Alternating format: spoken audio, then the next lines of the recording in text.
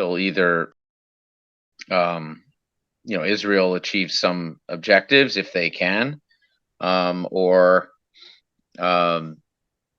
there's a substantive enough a counteroffensive in Gaza City that Hamas and all the militant groups can construct, right? So, and it's I don't see really anything changing in I that. I mean, I'm sorry. I don't see. I think with Egypt and Jordan not opening the doors for refugees, although somebody bent somebody's arm and they're taking people who were injured into Egypt. I think it was injured. Yeah. So, but they don't. They're not like, you're on our side. We love you. We're going to fight and die just like you. I don't see that coming from other Arab states. Well, yeah, especially except for Iran. Yeah, because remember we've ridiculously always assumed not we, but most people, that there was some kind of concept of pan-Arabism or pan-Middle Eastism, which sounds just as ridiculous as pan-Europeanism, for 500 years, right? Like that's absurd, right? For 500, right? Yeah. Well, there is the EU, and there's yeah, but there's NATO, North American Treaty Alliance. But that's only constructed because the most violent thing humans have ever done was done in Europe for 500 years. Right. Europeans are the most violent version of us that has ever existed. You think? Oh yeah, I mean math. It's just math, not I think. Well, you mean in numbers or per capita? Both. Well, I mean, in other words, like Vlad the Impaler, or well, yeah, but you also had the Mongols, and you had a lot of atrocities coming from Asia that we just don't know the history. Did, but the Mongols didn't have a 500-year period. They had a less than 100-year period, really. I mean, they had, or you could say they had two 40 to 60-year periods with about 100 years ish in between. So, the Mongols were this very short interluded period. But when you're looking at everybody from Russia all the way through the UK, all the way down through the Med, I mean, that's the most violent concentration of human conflict for nearly a millennium than that you've ever had, and you ever will have in our species, right? You just won't have that many people dead from continuous, thousands of conflicts over that 1,000 years, big, small, tiny, you name it. And so, what years are you talking? 1500 to 1600 or 1400 to? No, I'm talking basically 800 to 1945. Okay, 800. All right, all of it. Black Plague and all, everything. I mean, if we're being honest, or are we just lying because we're pretending as global? No. I think there's a validity. If you look at the actual statistics and numbers and per capita, and other factors, but I guess you're correct. I don't know. I have somewhere a reference. Some statistical website had a list of all the deaths from conflicts, and they had the largest death, I guess, maybe in the contemporary modern history, was Russia during World War II, had the highest casualty amongst soldiers. But that's I'm saying, if we're slicing humans over 10,000 years, which is a decent data set, all right, 5,000 years of recorded history, which is the data set, well then, when you slice all that up, 40 different ways, just something jumps out at you pretty clearly, that from basically this, and you could argue, I mean, there was almost a continuous destruction in that region going back 2,000 to 3,000 years, right? Like, so when we like to today, right nowism, say, oh, these terrible savages in place X, it's like, yeah, compared to what? Compared to now in New York City or LA on the 405? Sure. But model ourselves over enough time in this so-called West or North, whatever people want to call it now.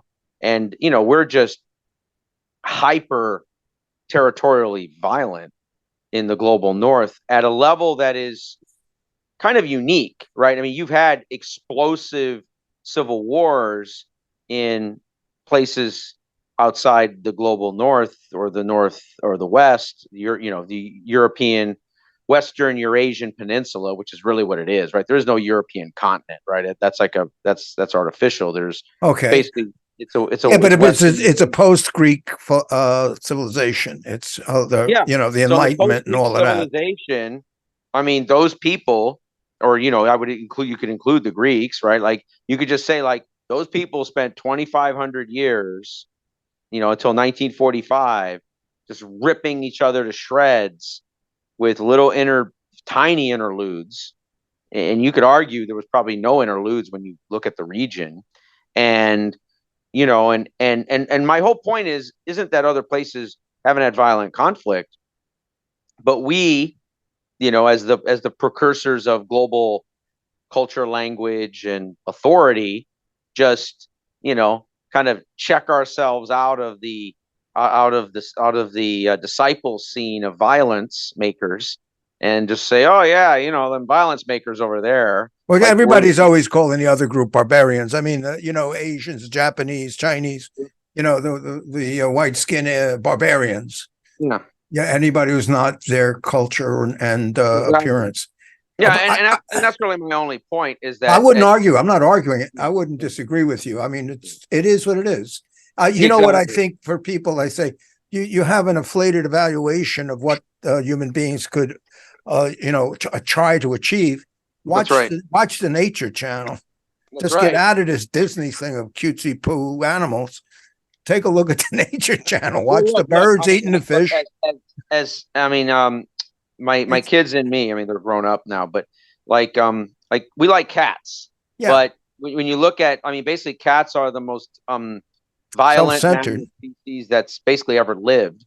They're basically the land sharks, is what they basically are, Uh, and the amount of billions, literally, of birds. I mean, they basically reshape the bird ecology wherever they can I openly. just got to give you a little anecdote on that. There was concern about the wind turbines Yeah, having been a problem for aerial flight, aerial migration. yeah. And they said, yeah, but it's like, It's one like two hundredth percent. what the cats are doing. Yeah. I mean, the cats are basically. I mean, the cats are land sharks, and we have cats, or my kids do, and I take care of them once in a while, and whatever, when they go on vacation or whatever, and they're great. They're indoor cats. They're fun. They're nice, but like if there's a bird out there, like when they flip that switch, and it's like a shark switch. I mean, they start that kind of, that primal purr meets want to tear through the window or windscreen and, basically devour whatever, that little flying thing. And that's like real nature there. That's not like fake nature. Um, and, so all I'm saying, so it's a great point you're making about the Nature Channel. It's like, you know, yeah, like, biological mammals are very fascinating species when it comes to territorial violence and or instinctual violence towards nearly everything.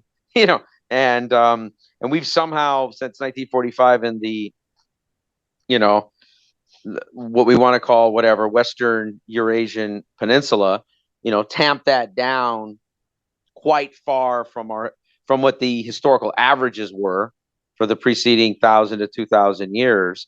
But you could argue that either we're in some interlude there, or this is a unique phenomenon of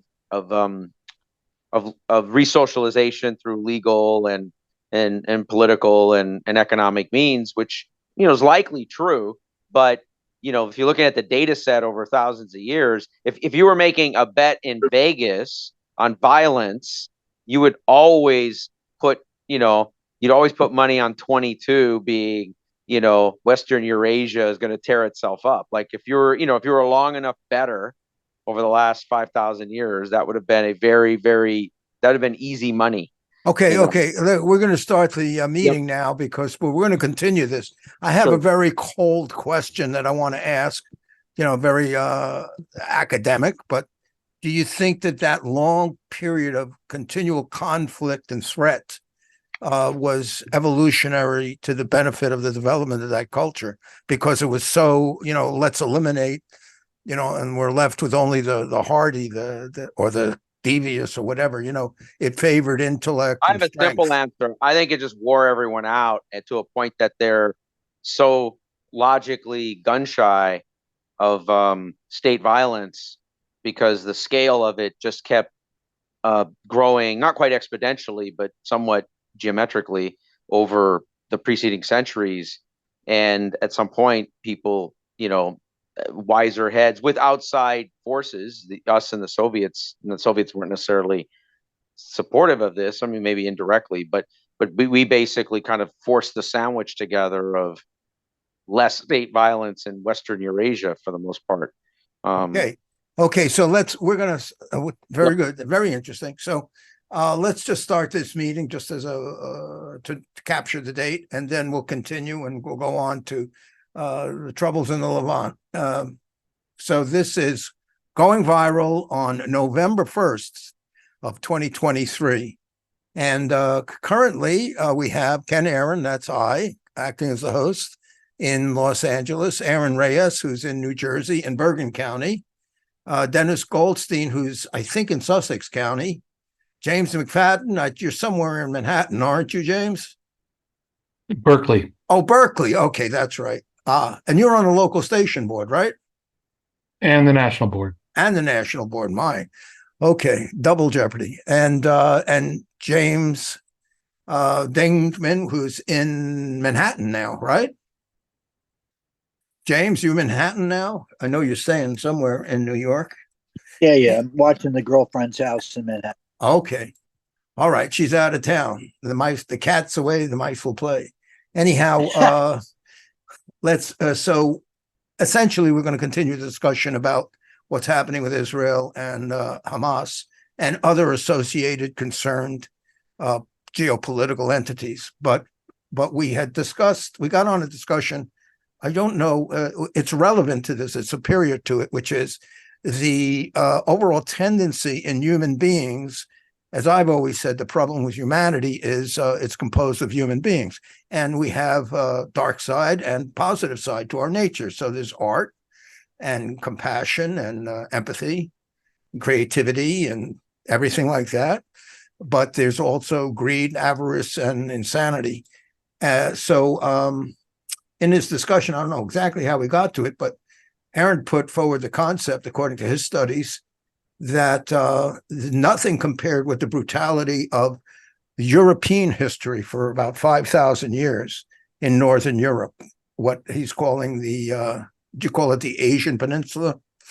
Could you just rehabilitate that and then bring in Yeah, no, I mean how that affects what's happening Eurasian. in the Middle East? It's the Eurasian Peninsula, right? So there is no European continent, right? It's not actually a continent by the geographical definition of a continent. It's just it's a peninsula in Eurasia, which gives it its larger border space, which we don't really refer to it. We tend to refer to it in the smaller sense, which is more social, cultural, economic, political, calling it European. But that's my view is that's like a subset of everything going on, from the Black Sea, the Mediterranean, all the major, what are now Russian rivers, everything west of that, that conflictual zone, has been just an astronomical violence zone for the better part of all recorded or most of our recorded history that we What have. dates? What dates from when to when? I mean, I would say safely, somewhere in the hundreds of BC all the way till 1945. Okay, I so think you all of could find. I recorded mean, you could history. find little windows where they took a break, but they were breaks. You're not going to find a 500-year period where it was just, prosperity and happiness. Well, before across we the whole go space. on, what about Yeah. the concept that the Romans had 1,000 years of peace or something like that? You know, Pax Romana. Yeah, I mean, look, Rome, if you want to even count all the way through the end of the Holy Roman Empire, the people who um, referred to themselves directly or indirectly existed for nearly 2,000 years, but um, and that spread from the Mediterranean into northern Europe basically, as the Frank and Germanic peoples became in essence the Holy Roman Empire, um, and then evolved from there into the modern French and all the Prussian and German forms that we have all the way through to the parts of the Polish Lithuanian Commonwealth that were Catholic. Um, but those were just highly conflictual periods. I mean, it wasn't like this was a happy time and there wasn't a permanent fight. And I think what people forget is the amount of conflicts we had pre-Reformation were astronomical too, right? So the Reformation just sort of threw some jet fuel on top of it. It sort of you had religious conflict prior to it. Um, it was almost more ethno-religious. But then once you made it, you know, Reformation, counter-Reformation, then it transformed really at that point. So I mean, my whole point, not to go all the way so far down this rabbit hole, but is just that we have a bias that when we see massive amounts of violence in the Middle East or in other parts of the world, like there is this assumption that while today we have far less violence or a tiny amount compared to what we've ever had historically, we had a very long run of astronomical volumes of violence continuously. In some ways longer in a continuous basis than many of these other parts of the world that we consider to be almost quote unquote permanently violent, if that makes sense. Right. In other words, it's a pretense to say that the Africa is populated by savages. What you're denying the entire history of North European civilization. Yeah, and a great example of this is China, which during the Warring States period was just like Europe or what Western Eurasia, was violent as hell, and they were innovative as hell, everything, and then they seemed to not like that a lot, and the Confucianism really kicked in at some point and said we don't want that, and they had a fairly long period of time where until really they ran into the Mongols, and even then those were more like interrupt periods. You didn't have like 700 years of Mongol Chinese violence, right? I mean, you had violence at the steppes, obviously, for maybe 1,000 years, but that rarely came inward to interior China. Okay, so how can you bring this down as it reflects Yeah. against what's happening between Israel and Hamas? I mean, Israel really contains Gaza and the West Bank. It's all part of Israel as dictated by the United Nations in 1947. So I just want to point that out. If somebody wants to make a references to, well, what does the UN say? Or Israel's violating the UN, this or that. I mean, look, it was UN that defined Israel. I do think objectively, given the performance of the UN on many issues for quite a while, but I think especially in the last maybe 5 years, um, there's an irrelevance right now that I think people have some dependency on, or some belief that there's some UN solution or some anything passed in the UN is going to generate some kind of substantial outcome, which I just don't think that's anyone. I would ask where's the data to prove that at this point. So I mean, at this point, the actors are sort of all lined up, and it's a question of what's the degree of commitment that the IDF has, that Israel has for the IDF going into Gaza City. And at this point, as you start moving on to 3 weeks, a month, and there's not a full scale invasion, well, that tells you, as time goes on, there's probably not going to be a full scale invasion, or it's going to take them a very long time to build the capacity to try to sustain that, which I think is a big question mark right now. I think it is a big question mark is, when you just do the math on very high dense urban landscapes, especially if they've had decades to prepare for something, the amount of not just force ratios, but just the commitment that you have to have, right? Because people can't fight urban warfare for 200 straight days, right? I mean, your rotation cycles become very fast, right? I mean, people will do, they'll go and like think of it as like stages of working their way up to the front and then working their way back and then recycling. But those stages will be, 2-4 weeks at a time max. And so when you start dividing up your force, right, because it's not like 400,000 go into Gaza for 40 months, it's 350,000 recycle across 5 stages or 4 stages, and Right. that tells you, well, then the force is more like 80, and how much of that is combat power? At Right. most half, probably a third. So now you're dealing with 30,000 on a continuous basis. Well, how much urban landscape can 30,000? But you have to also throw in the potential of having to defend against an attack from Yemen or Lebanon. Or Yeah, other, I mean, they have other borders, other. Yeah, it's pretty clear though that they've assigned a large percentage of, or a large enough percentage of the reserves to the Golan and to the West Bank to, and I don't think nobody has some expectation that the Syrian army is launching a massive armor thrust into the Golan. So that's not what you're really defending against, right? You're defending against this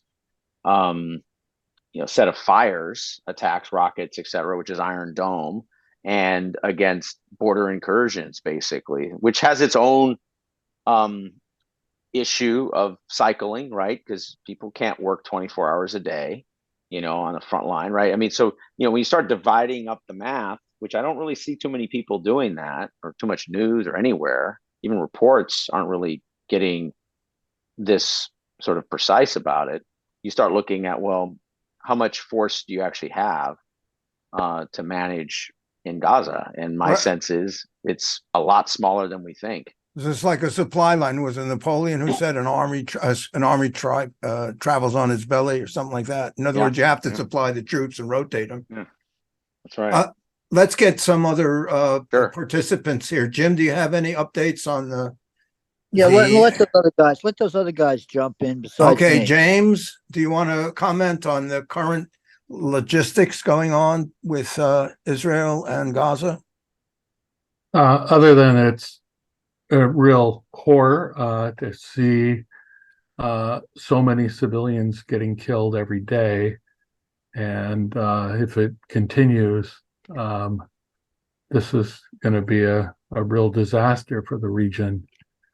And I think the lack of any effort to have any kind of ceasefire and talks is just going to lead to just more death. So it's really unfortunate, and especially with something like the United States, who could stop it immediately, but instead our leaders seem to be cheering it on. It's really sad. Okay. What about Victor? Do you have a comment about the current conditions strategically? Would you comment on that? About I apologize for coming in late. Oh, that's okay. I don't know what's been said already. I mean, my main shock is just the whole way in which both the government, the U.S. government, and the media totally echo the assumption that any criticism of the Israeli government constitutes anti-Semitism, and that I was especially shocked by the most recent statement of the press attaché who compared Jewish Voice for Peace demonstrations with the Nazis in Charlottesville. I mean, it's so shocking, and I'm just so amazed that this continues that way. Well, amazed is not quite the right word. I mean, it's consistent with a pattern that's been going on for a long time. But I think this is the biggest thing we have to fight against. That's why I posted to everybody the Jerusalem Declaration. I think it's so important that the points made there very methodically and systematically and painstakingly about the historical distinction between anti-Zionism and anti-Semitism, that understanding be spread in the population. Because I've been having trouble. I'm trying to organize some let's say educational process, maybe ultimately in the form of a teaching or something at my school, and the administration is very anxious about that. And but I because I've heard from colleagues that some of the Jewish students feel, especially the Israeli ones, feel so upset by the demonstrations against what Israel is doing, as though it's an attack on them. And I mean, so part of the thing is to calm down those sort of feelings of hostility, so that there can be more of a kind of friendly exchange on the campus. So even people coming with different backgrounds and different sort of personal connections, that they don't feel that the Israeli Jews in particular don't have to feel that they're personally being attacked by those who denounce and reject the policies of the Israeli government. And of course, I know this is difficult, of course, because on the international scene, you see that the outrage at what Israel is doing has been reflected in what seem to be denunciations of Jews as such. I mean, so it is a severe problem. But I think at least in this country, the very important militant actions taken by Jewish Voice for Peace, especially that fantastic demonstration where they occupy the whole of Grand Central Station in New York, should be. I mean, it's not sufficiently publicized by the media, so people are not aware of it, and they accept this sort of uncritically this equation of anti-Zionism with anti-Semitism. So that's what preoccupies me the most. Okay, I wanted a follow-up question on that. I don't know, you might have just addressed it. Do you feel there's a corollary abuse of language talking about the state of Israel, identifying all Israeli citizens or all Jews as Israeli or as IDL or as Likud, and calling the Israel the Nazis or fascists? Because I've heard that at demonstrations, at pro-Palestinian demonstrations. Right. The Jewish state is just an apartheid bunch of Nazi fascists. Well, it is, I would say, objectively an apartheid state. I mean, they have actual laws that confine certain roads, and that's well known to Jewish travelers and so on. So, and they've broken down, as I think people mostly recognize, they've broken down any idea of two separate states by all the settlements.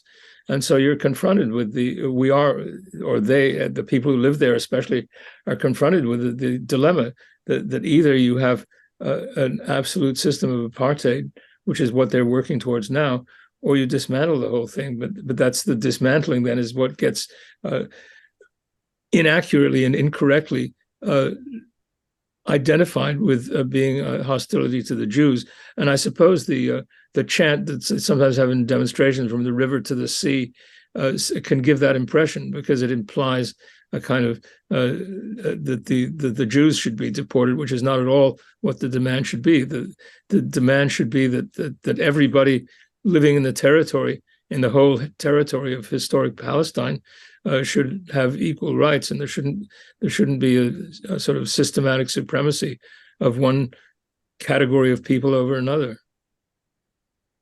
Okay, but have any polls? Are you aware of any polls of the citizens of Israel as to what their support is on different aspects of activity by the IDL or by the government, and restrictions, or whether or not the public there, the people, are in favor of a two-state solution, but the government is not? In other words, we have a situation, you would not say that all Palestinians are totally supporting the political goals and policies of Hamas. And and I think it would be inappropriate to say all Israeli citizens totally support all the actions of IDL and the recent right-wing things with the Supreme Court that and Netanyahu did. So I think there's political divide in Israel, as I assume there is in Palestine. Yeah. Yeah, correct. Well, of course, absolutely correct about these massive demonstrations. But my understanding from the reporting I've heard is that the organizers or the demonstrators explicitly excluded and sort of even ejected from their demonstrations anyone who raised the issue of the occupation of the Palestinian territories. That was not to be a part of their demonstration. So no, I mean, sadly, I think that most of the Israeli Jews support the or at least are complicit. They're not willing to challenge the occupation. So I'm not at all optimistic of an alternative solution. But I just see that the logic of what they're doing is pointing towards a complete apartheid state. Okay. All right. Let's go. Thank you, Victor. Dennis, you got to chime in on this. What do you think about what's currently going on? I agree with Victor. We have a problem with Israel is just killing people, by the way. And I would call it wanton murder. And I would like it to stop. There should be an immediate ceasefire. And there's confusion. There is anti-Semitism in the world, which is equated with anti-Jewishness, but the Zionists, especially the right-wing Zionists, have made anybody that criticizes right-wing Zionism is a self-hating Jew, and anybody that is not Jewish is anti-Semitic if they criticize Zionism. But Zionism is not Judaism. Zionism is nationalism, and Judaism is a religion. And when I was raised, I hardly met any Zionists. I live in Newark, New Jersey, in a Jewish section of town, and most people were just Americans. And that's that. So, no, the right-wing Zionists are fascist, and they come out of a grouping that became Likud, which is a party of Netanyahu. And I refuse to support fascism. And I've had a problem with Israel for a long time. And I'll just leave it at that. Okay, thanks, Dennis. Thank you very much. And before we go to Jim, I want to show this one thing. I just checked this myself here. Now I'm going to pull this up. It's a news article polling Israeli citizens. And let's see if this shows up. There it is. And I'll go over this. I'll just read these out loud. This is from 2022. 63% of Israeli Jews oppose major West Bank pullout, poll finds. 27% of Israelis, 27% of Israelis back full West Bank annexation, 27%. 60% of Israelis oppose annexation of the West Bank. And the majority of Israelis are against West Bank annexation. And 31% of Israelis support annexation settlement, and most Israeli Jews support annexing parts of the West Bank. So in regards to that, it's not but boom, everybody likes to eat a Clark bar. There's a variation and different, and it may vary with families. It may vary with gender, it may vary with age, it may vary with political party or even religious affiliation, where Orthodox Jews have a distinctly different political viewpoint than Reform Jews. which Does that annexation include, full rights for the Palestinians that live there? well, the thing is, Or is you it have to go annexation and trying to do is that ethnic James? cleansing? Yeah, and there's an annexation that tries to do ethnic cleansing to remove them all. Okay, so you'd have to go in and read the polls and see what kind of questions they asked. I just looked this up because of what Victor said. So the point being that according to polls, there's a variation of opinion there. What percentage of people is what percentage of people? Like you could take a similar case in the United States and say this is a racist country. Of course, we have like extremely bigoted racist people living here. And of course, we have people who are, into marriage and totally integrated into any other culture that they can. As soon as they find another culture, they start to get involved in it. So you're going to get a bell-shaped curve of different participation on everything. Who likes pea soup and who likes pea soup with carrots and who likes pea soup with hot dogs in it? It's going to vary. So and especially in a situation like annexation, there's going to be some absolute people who say, get the hell out of here, leave them alone. And there's other people who are going to say, well, there's no reason we shouldn't be able to build a house and live there. It's a free country, and so forth and so on. On political issues, they run a spectrum. I feel personally, and I got to shut up after this, that anybody pushing to get people to force them into a yes, no, black or white, like George Bush did. You're either with me or you're against me. This is like ridiculous. I like you about everything about you, but you have bad breath, or you tell bad jokes, or, I don't like the way you stutter. I don't like the way you twitch, but I do like your policy about the environment. So anybody who's going to push you into a thing of voting on the basis of a single issue does not have your best interest or the country's best interest or society's best interest at heart. They're just pushing some kind of a dramatization that they have some ideological certainty about something. But that's my viewpoint. And I certainly don't think everybody has to have my viewpoint. Some people might agree with me 5%. Some people might agree with me 65%. And, they don't like the smell of my breath either.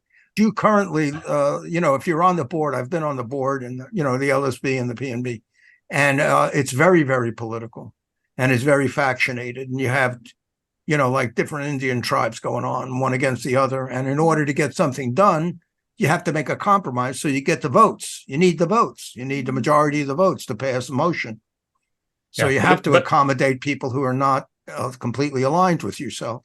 Yeah, but it's not quite as bad as what's going on in Israel-Palestine right now. So it's not as bad as that, Okay. at least that I've seen.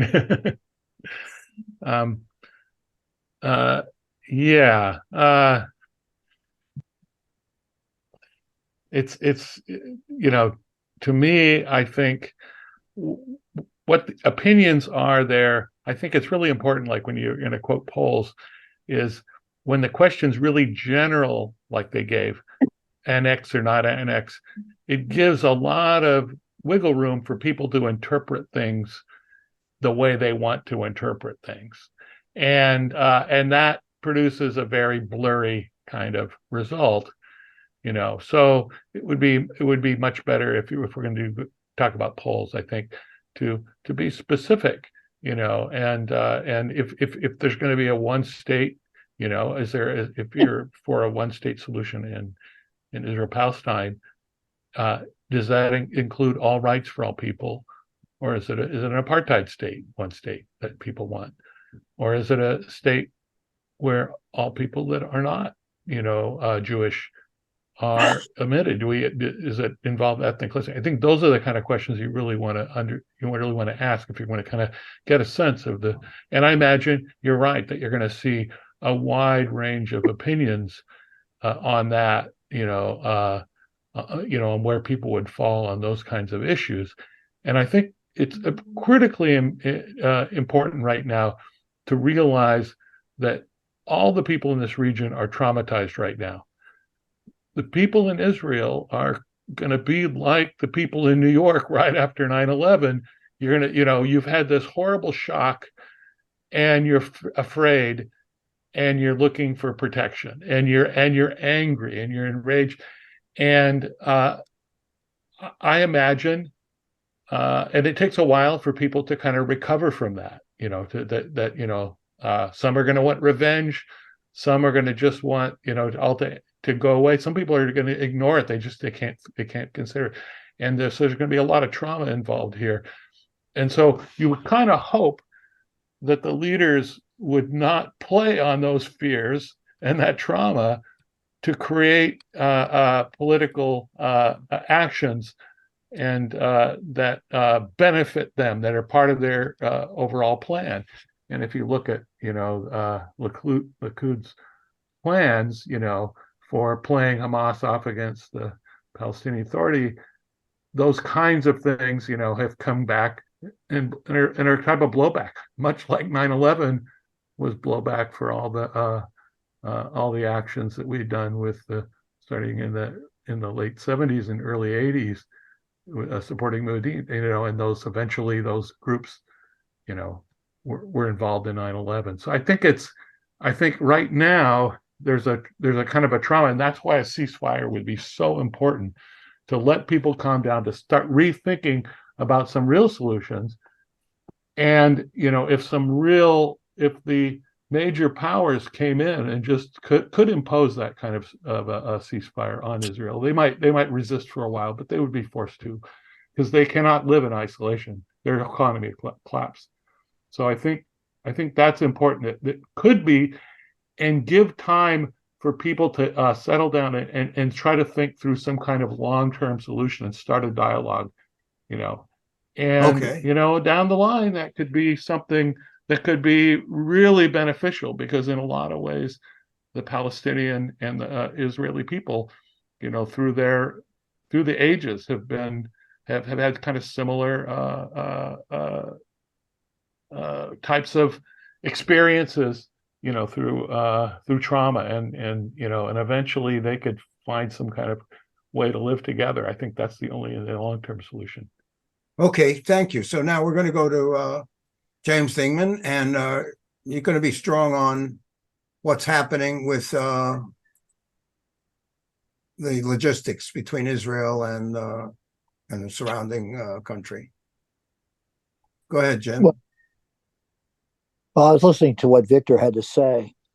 I went by to Columbia today, and it was quite amazing, because they have a doxing truck, just like at Harvard, going up and down Broadway with students in the university who, I understand there's another doxing truck down at the University of Pennsylvania right now. But I was looking at this truck and I said, what the fuck is this? And then it had the neon faces of students with their faces as, quote, anti-Semitic on each side of the truck, emblazoned in neon lights, going up and down Broadway. So I come to the gates and I see somebody. I haven't seen him in about a year and a half to 2 years. He teaches African history. He's from Senegal, Mamadou Diouf. I said, Mamadou, what's happening, man? And, he's always Mr. Clean. He's always dressed in the latest French fashion and stuff. He says, Jim, I said, are you ready to retire? He says, man, I'm sick of this shit. He said, I want to retire in 2 years, Jim, because, and he just sighed. He says, this is a terrible situation. Like, I'm in favor of peace, because he's, it's really, you really see the effect of this in the way people are acting towards each other. And when you come into the College Walk, Victor will know this. In the middle of College Walk, there's a Israeli mini demonstration going on where they're laying flowers to honor the dead and the hostages, right on the dial there, with flowers, like a bouquets and stuff. And you really get a sense of, like, the power of this affecting everybody there. And I remember during the day I was asking people, I said, like, what's going on? Like, he said, oh yeah, this doxing truck's been there for a long time. It's been like here for 2 weeks now. And that's not no one who I talked to had anything favorable to say about that. They all were pretty pissed off about it. Now, I understand they arrested this kid up in Cornell who emailed Jewish students there and said, I want to bring an assault rifle to the campus and shoot all of you. I want to stab and slit the throat of Jewish men, rape Jewish women, and throw their bodies off a cliff and behead Jewish bodies. Now, this kind of stuff, there's no ambiguity about that. That has to be outright condemned, period. And, like I've been sort of, Jim knows we had a big fight in the national board about a week or two ago about doing national teach-ins. I got outvoted on that. But the issue that Victor raises about the question of Zionism versus anti-Semitism. I mean, a lot of people don't even know the Old Testament. They don't even know that people use the Old Testament the way they do in terms to justifying conquest. Certainly it was used in the conquest of New England by the Puritans. The Bible is used in the conquest in South Africa, Rhodesia. I mean, there's all these examples of it. And I was just on a call where there was a guy who's doing a book on Nazi colonization. And so I said, well, is this Nazi colonization? Is this like settler colonization on steroids?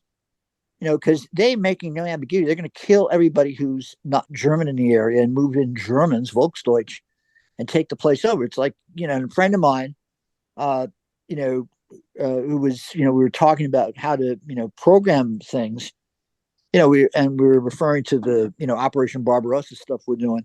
He said, Jim, like the situation with Israel, you've got people there, in the coalition of Netanyahu who want to basically expel everybody. They've been openly talking about that. And that's not really known. I mean, forget about the two-state solution. They just want everybody expulsed. So it's a really hard issue to grapple with and talk about and get people to talk about without getting very emotional. Now, McFadden raises the question of trauma. Look at how this situation is so difficult to talk about with people because, I remember meeting Holocaust survivors. I mean, all of us, I assume, have met people who survived the Holocaust. I know I have. I know, anybody who grew up in New York did. And, that's like one of the ultimate traumas of all time to survive. And then you have that transferred into legitimation of a Jewish state in 1948. And that never again, as a slogan, America Honey didn't bring that up, invent that one. That's been, never again will we have this happen to us as people. And then all of a sudden you have this event on October 7th. Now, the same things with the Palestinians. The Nakba, 700,000 people expulsed from Palestine because of the impacts, the complexities of the fact that what leads to Zionism is, in fact, partly European anti-Semitism, absolutely. And the impact of, after World War II, displaced people who survived the Holocaust, they weren't opening up the doors of the United States for them. And they weren't welcomed back in the areas they had come from. When they came back into Poland or other parts of Europe where they had lived before the war, they were, chased out, they were killed. So there's all these things that lead to, how the those in favor of a political state as a solution to anti-Semitism in the Middle East were, from their point of view, justified. And so it's a real tough issue to grapple with. And what, I'm just curious from the point of view, Victor, of you as an academic, trying to deal with this. It's something where at least you have tenure. But I mean, I'm seeing how people are. Yeah. We don't formally have tenure at Berkeley, but I've been there for quite a long time, though. All right. Well, you're stepping into minefields with this issue. Yeah. And and for example, Steve Jonas, who I will invite next. It was too bad you weren't able to stay longer because, next time we'll do that. Because some people in the station were pissed off that I was even handling it the way I was.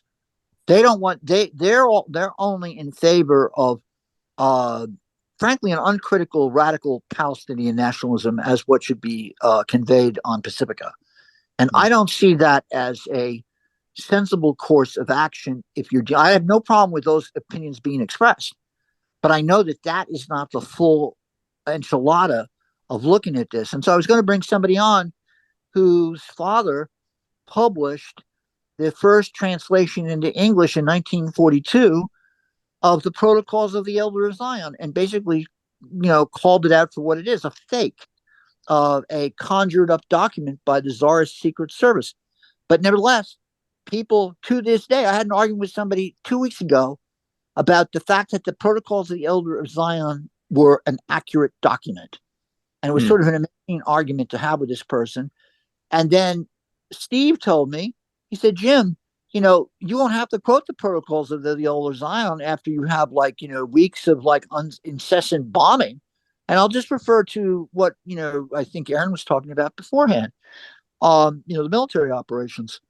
That bombing they did in Jubalia yesterday, Jubalia refugee camp, there's no ambiguity that was an Israeli piece of ordnance, because you looked at the crater and look at what they did.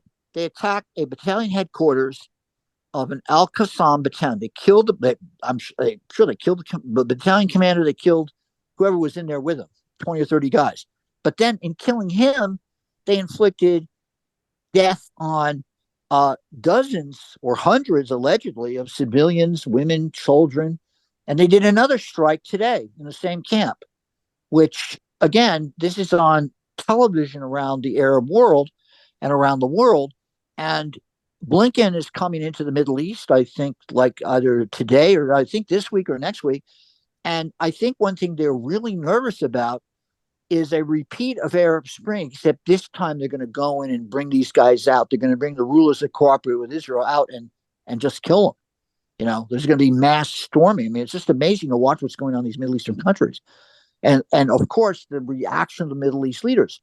And the other thing that gets me is when you read the accounts of the Israeli commentary, they'll have this think tank leaked. Okay, the way to solve this problem is to build tent cities in Egypt. And Sisi basically said, I'm not going for that. Another study of a think tank in Israel talked about all these empty housing units in Cairo, which could be filled up with all the people in Gaza.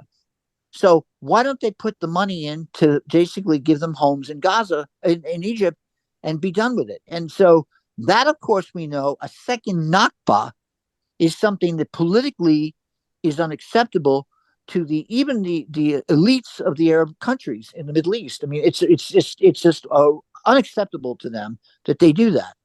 And the issue of Hamas is actually more popular in the Palestinian Authority suspended elections a couple of years ago because they were afraid that they would be voted out of power by Hamas.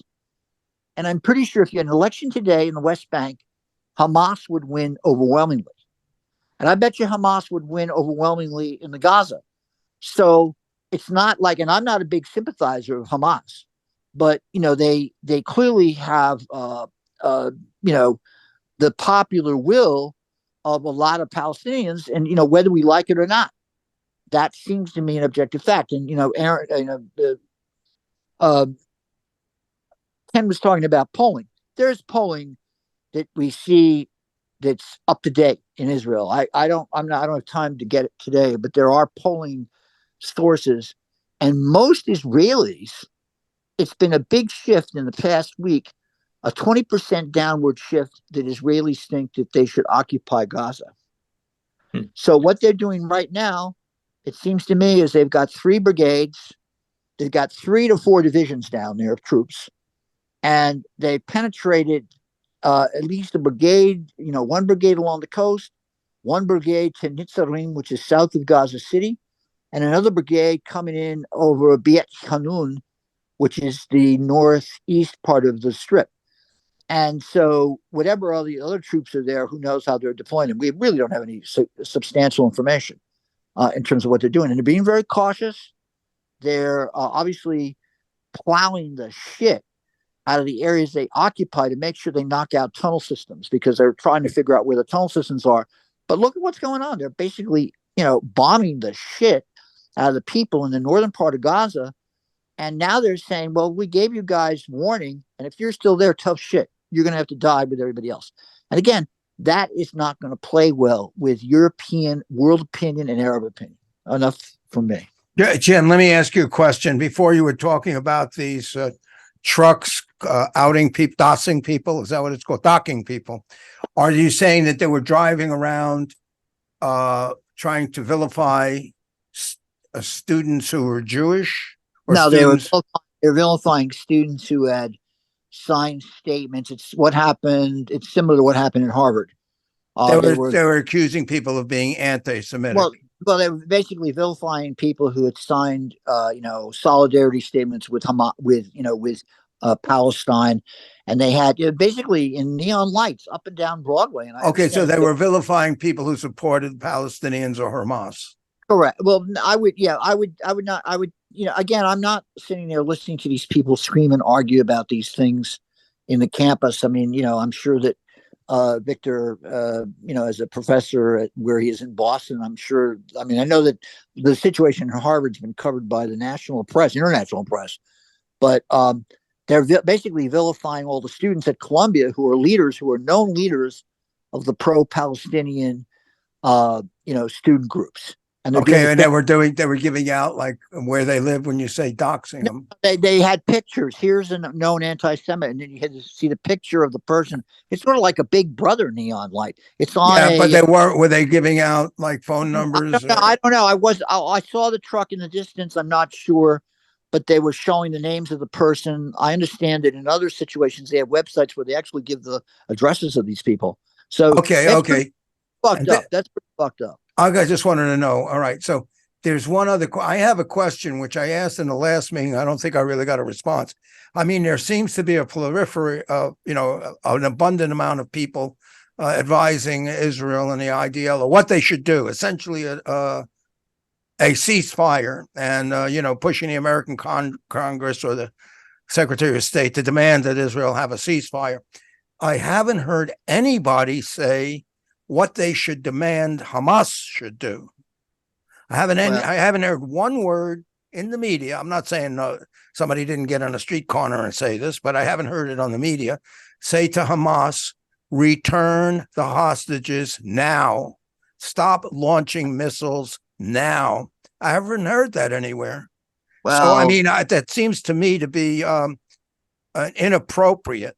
If you want to have, how could you possibly have a ceasefire if Hamas is holding hostages? All right. Let me. And how could you possibly have a ceasefire if they're going to continue to fire missiles? All right. What's going on right now is that we know that the Qataris are involved with. I'm not talking about the Qataris. Let me finish. Go ahead.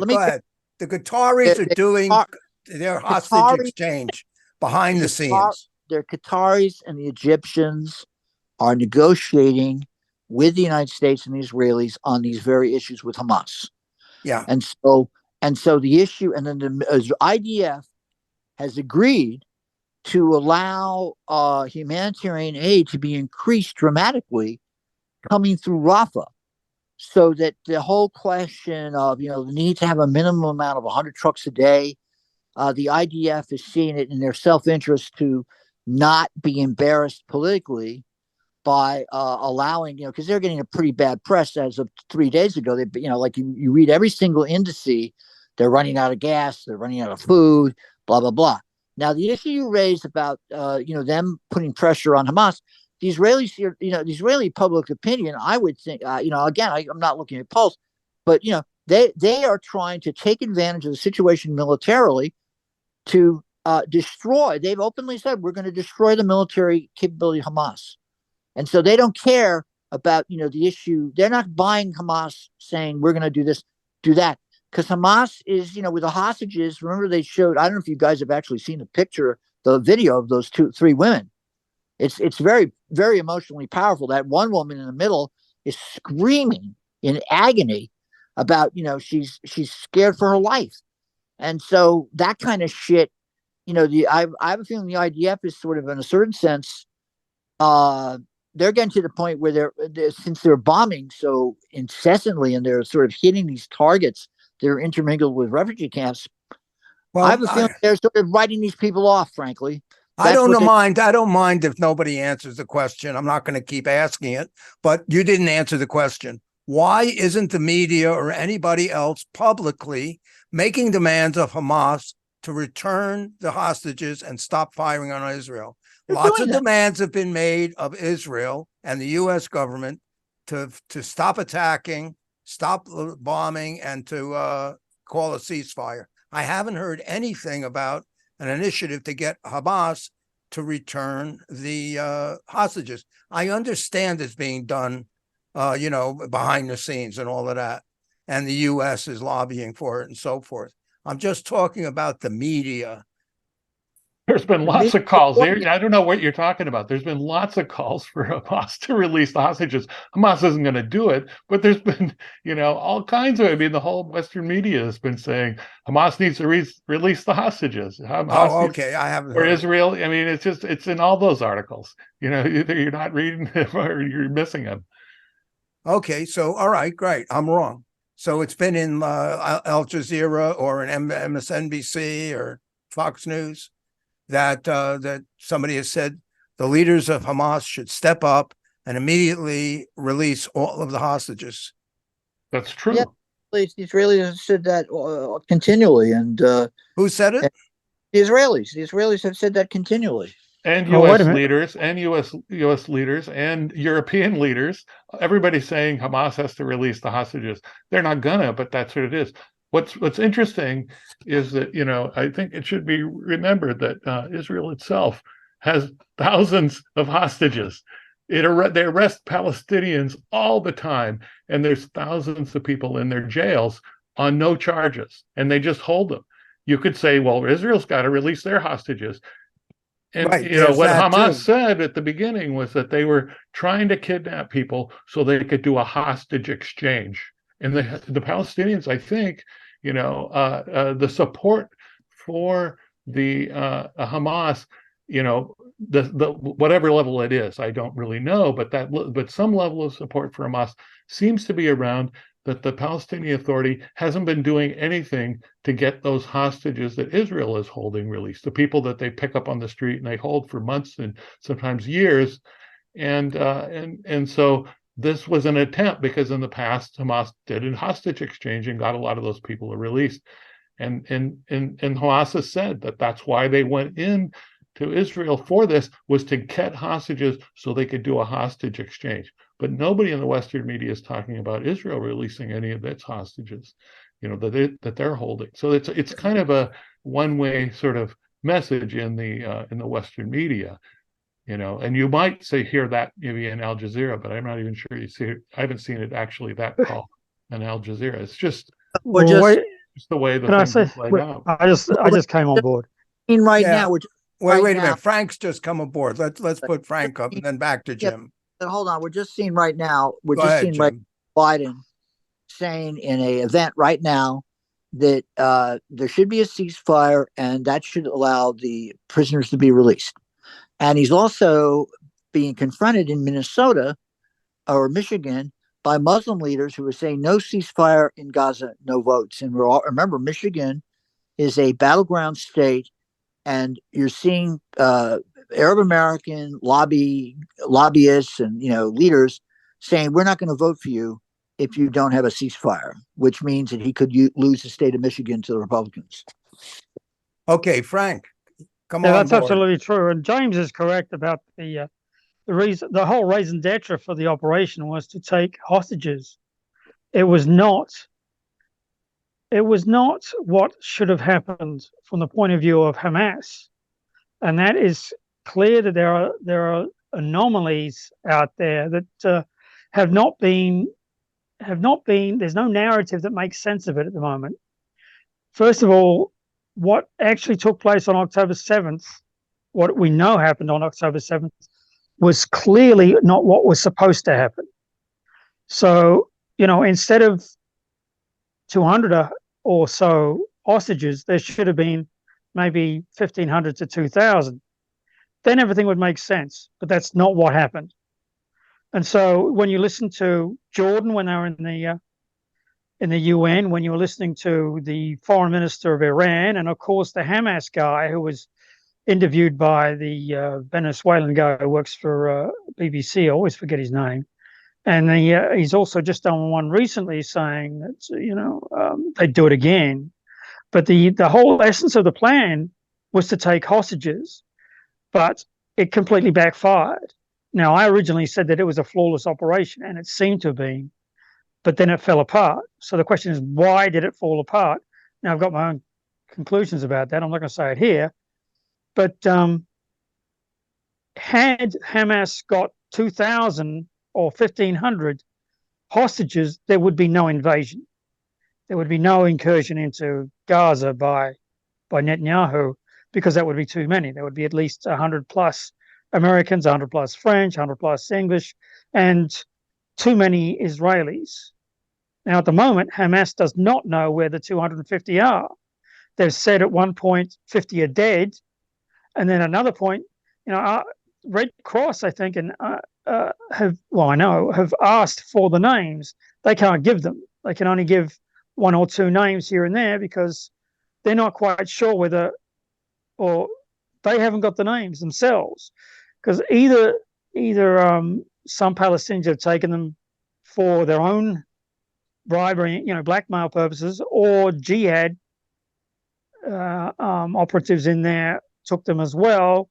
So we don't know what Hamas knows, and they're not revealing it. So this is an interesting situation, and it's almost like World War One with the Gavril Princip blowing away the Duke Ferdinand, and nobody knowing why this happened. We know now, but the intricacies behind what happened on the 7th are not known. And from the way you can piece it together, the rapes and all the other things that took place seem to have gone overboard and screwed up the whole Arab plan. The whole Arab street is now acting in a different way. And that's why the hospital situation, which was fabricated in 5 minutes because the initial plan didn't work. So everybody has been hoodwinked. The only beneficiaries are Russia. Russia has benefited enormously from this. They've dominated now, turned the tables on the moral high ground. It's just amazing how successful this has been. And the losers are going to be, of course, the Palestinians, ultimately. Well, Frank, you've got to give us more detail on that. Most of us are not going to, I'll admit, I don't understand. How does Russia benefit from this? Well, look, totally eclipsed Ukraine. Right. Look at what the Republicans are doing. They're bifurcating, as this new Mike Johnson is saying. They're splitting the possibility of any monies going to Ukraine. I mean, this is enormously important for Russia, enormously, and everything is in their favor. Even Iran is like wondering, probably, how did this happen? Why is they're sending proxies to Lebanon, but they may actually be dragged into something where they get obliterated by possibly two aircraft carrier task forces plus the Israeli Air Force as well. I mean, this is not good for them, but it is awesome for Russia. And by the way, Syria is doing very nicely because Russia is now nailing Idlib and nobody's looking out of Syria. And these are Alawite Muslims, by the way. So you got Shiite, Sunni, Alawite. So you got there's different things going on behind the scenes that are, are too complex for the media to handle. So they don't handle it. They just make it as simple as possible. You got UNICEF in there saying, "Oh my God, look at all the children have been killed." Well, okay. There's an agency in parenthood, one would assume, unless of course, if you go by Sharia law, I suspect that they're property. So if you're going to do a martyrdom, you're entitled to your own children for the benefit of Islam. So, okay, there's, let's not forget, Hamas its ideology is that. So they're entitled to, expunge their own children for the sake of a greater good, which is the ultimate caliphate and all that stuff. So there's that. And of course, UNICEF is saying, well, look at all the children being killed, which is also correct. So now we've got this humanitarian ceasefire coming out of the UN as well, through the GA, the General Assembly. All very interesting. But nevertheless, if you look at the ultimate beneficiary, it's Russia. No question about it.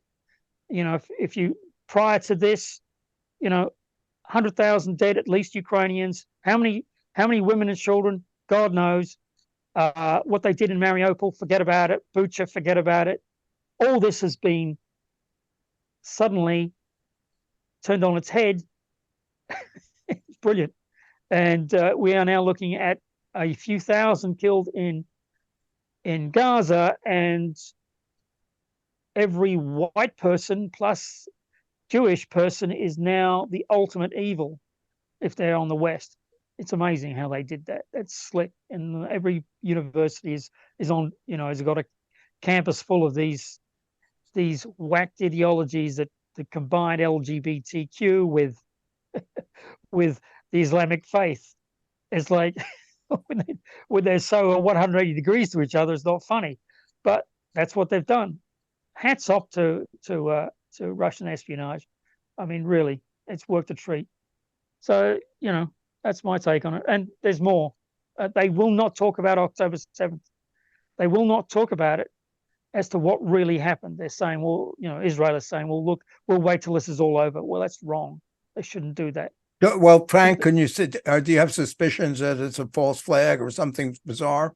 They backed off, said, Yes. Let them have it. We need No, it. We need this.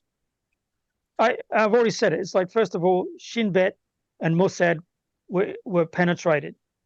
The only way this thing could have gone off with as flawlessly as it did is that the agents of Mossad and Shin Bet inside Gaza were played.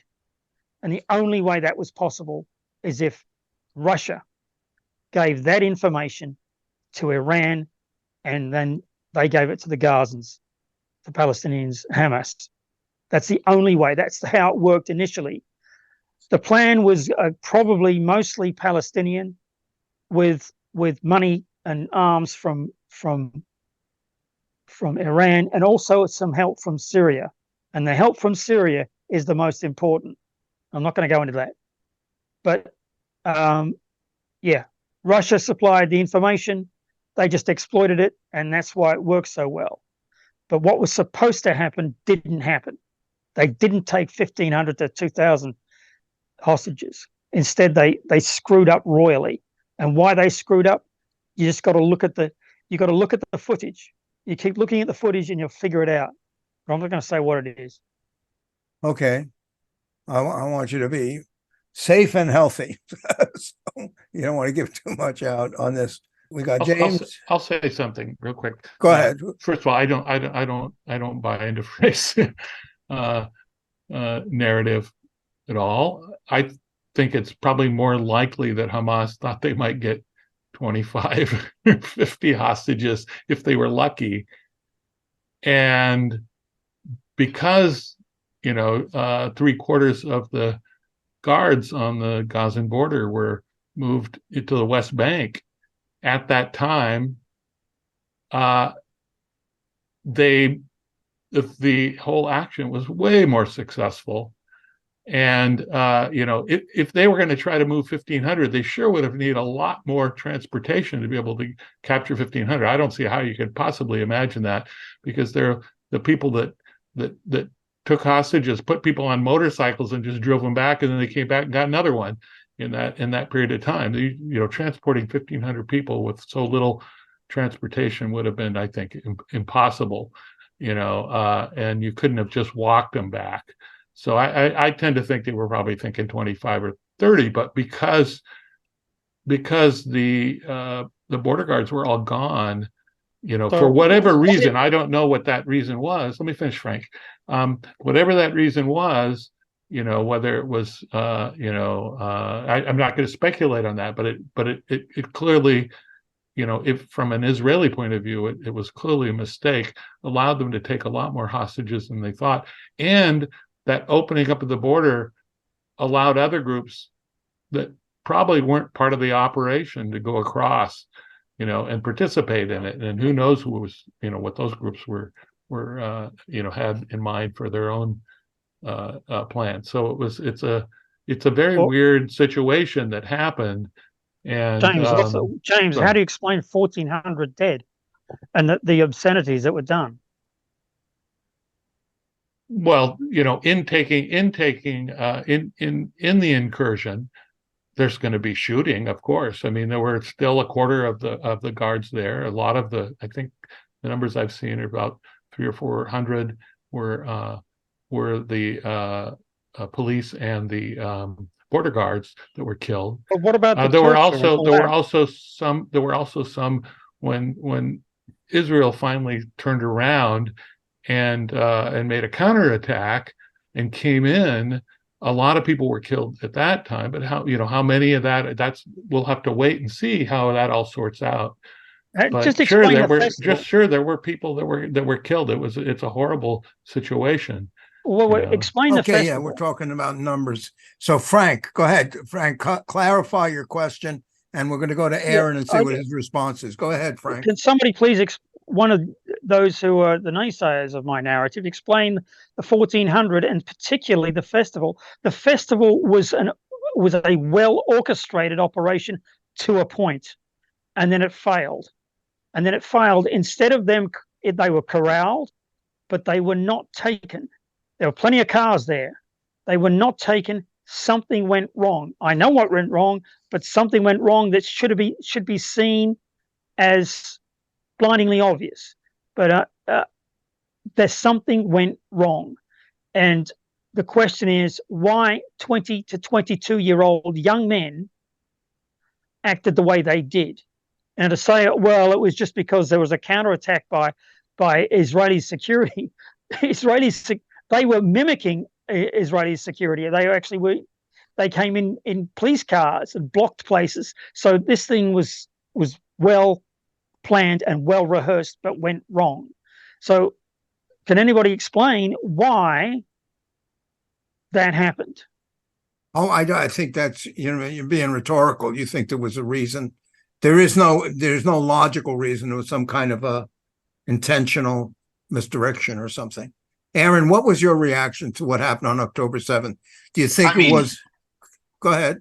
I mean, obviously, it was an ISIS-like mass murder, is what it was. I mean, I think and it wasn't just one operation; it was multiple operations. As Frank was alluding to, right? There was the penetration of the borders, right? That was one, or the border fences and the entry points.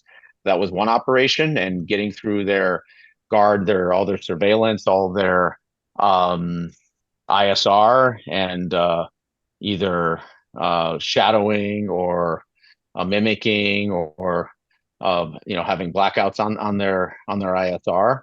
And then there was obviously the attack vector to the music festival, and then you had the basically there's no other way to put it, but the pogrom town massacres as another attack. And then you had sort of like a set of combination of opportunistic and planned sort of mini thunder runs, that penetrated into different police stations, attempted to go into different towns, et cetera.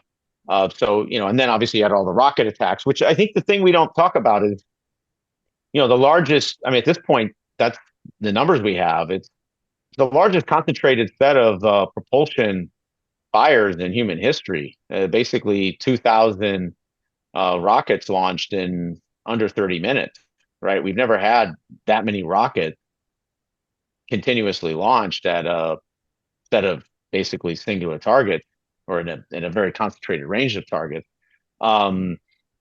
which that by itself, if that's all they did, we'd be talking about this 3 weeks later, right? But then when you add all these other pieces up, and then obviously um, the massacres, right? I mean, there's no other way to put it, of families, children, et cetera. And so I think, and this is a real problem I've found with people who have, I think, a fairly valid or semi-valid reason to have some protest about Israelis' response, because I actually think the sort of airstrike, because we can't do anything else effectively, response hasn't necessarily, I don't think it's not even appropriateness. I don't think it's as effective. And I think that's part of their challenge, is they had to have a political response, or they felt they had to have a political response. And they sort of lost the OTA loop to do that. And so, a la 10,000 sorties or wherever we're at this point. I'm sure Jim will have the accurate number there. But I've not heard the full-throated sort of Hamas committed mass murder on October 7th, response by protesters. And I believe, and I really do, if those protesters said that and meant it, I think, the response by others would be quite different. You mean there's been no protest to what Hamas did? No, not even protest. It just, look, if I'm going to go out and protest what Israel's response is, what am I going to say about October 7th? Right. I have to say something. Yeah. Right. And I'll give you an analogy. There were Americans and others that protested what the U.S. response was in Afghanistan, or later, which had nothing to do with it, but in Iraq, but especially if we'll just say Afghanistan. But they acknowledged 9/11, right? Like, they didn't just like skip that and focused only, like in 2002 or in late 01, people who were pacifists, or people who were very strong peace activists. They didn't ignore 9/11, and I mean, some had conspiracies and stuff like that, but the majority didn't have that. The majority understood that 9/11 occurred. And it was, also 9/11 wasn't considered to be a normal, expected response to foreign policy of the U.S. I mean, some people might have gotten up and said that, but having the 4 airplanes go into the but I would argue this kind of attack. So if you look at prior to October 7th, what's the largest civilian targeted attack over the last 40, 50 years?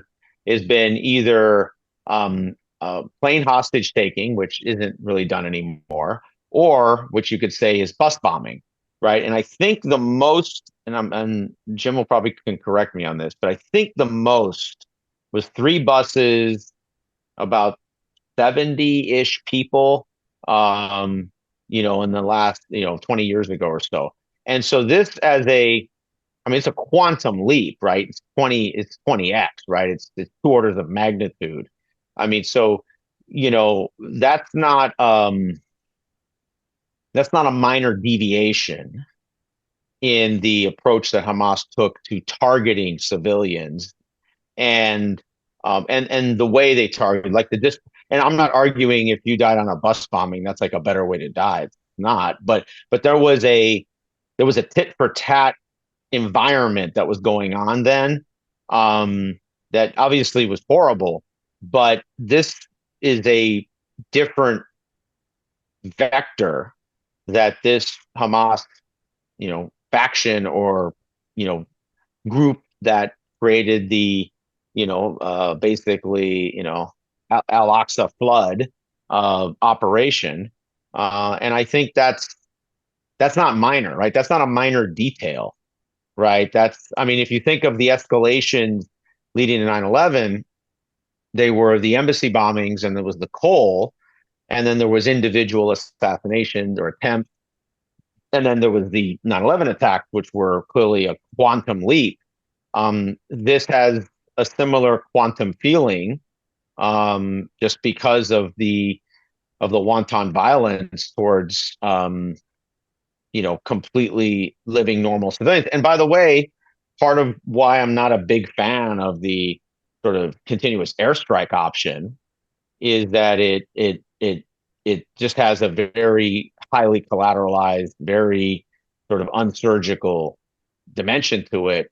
And I don't know how much it shapes the battle space, right? Because if at the end of the day the stated policies were our goal is to eliminate Hamas, if that's the goal, like that Israel has said, and you take them for their word, just like Hamas's word is to the to the sea, then what is Israel like? What does 10,000 sorties or whatever, 10,000 sorties do to shape the necessary, you know, large scale urban assault that's going to be necessary to dislodge and eliminate Hamas and prevent an attack like this from ever happening again, which is a secondary part of saying you want to eliminate Hamas, right? It isn't just that you want to eliminate Hamas, it's you want to prevent an attack like this from ever happening, the same style of attack. So that means you need to you need a new territoriality in your relationship with Gaza to prevent these attacks, right? You're going to create a Russian-like, defensive line or a set of dozens of defensive lines so that an attack of this scale is almost impossible in the future. So if that's the goal, which I think that's the goal, that seems to be the logical goal. I don't know how 10,000 sorties fit in, except for it's a political response to do something. And the Air Force is a do something faster option. But I don't know if it's not necessarily a field shaping option in any substantial way. I don't think so. I mean, if anything, when you're knocking down buildings, you're creating better defensive positions that's going to make it far more difficult for you to dislodge forces from. Let me ask Aaron and Frank a specific question. Do you think that the sorties have created or assisted negative public opinion and protests? A, and B, does that have any influence on what the various governments and military is going to do? In other words, they don't really care about. They don't care, but I would say it's definitely impacted it. But I would also say if the perfect option, which there never is one, is more surgical, more UAV, more drones, Israeli JSOC, operations, we'd eventually get here. There would just be, objectively a hell of a lot less dead Palestinians that are not fighters. So that would be the sort of upside to this. But it would be messier. And I do think the political calculus is very real here because, I mean, no one says this, but I think it's kind of obvious. This government's a dead man walking government. It was already a dead man walking government before this, right? And this has sort of, I think it's pretty obvious that this government, if they're standing for election at any point, and I think that's part of the challenge they have is, do they even get enough runway to have a long war? Right. Or would the population say, okay, thanks for starting a long war. We'll get someone we want that's competent enough, a unified government, et cetera. It's one of the reasons I argue they jumped on the unification, create a unified government. I don't think it was just for political survival. I think that was some of it, but I do think they, quote unquote, wanted to do more of the right thing.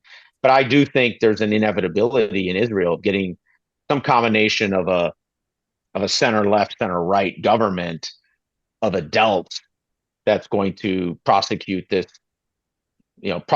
destruction of Hamas in the long-term nature it's going to require, because nobody is talking about that.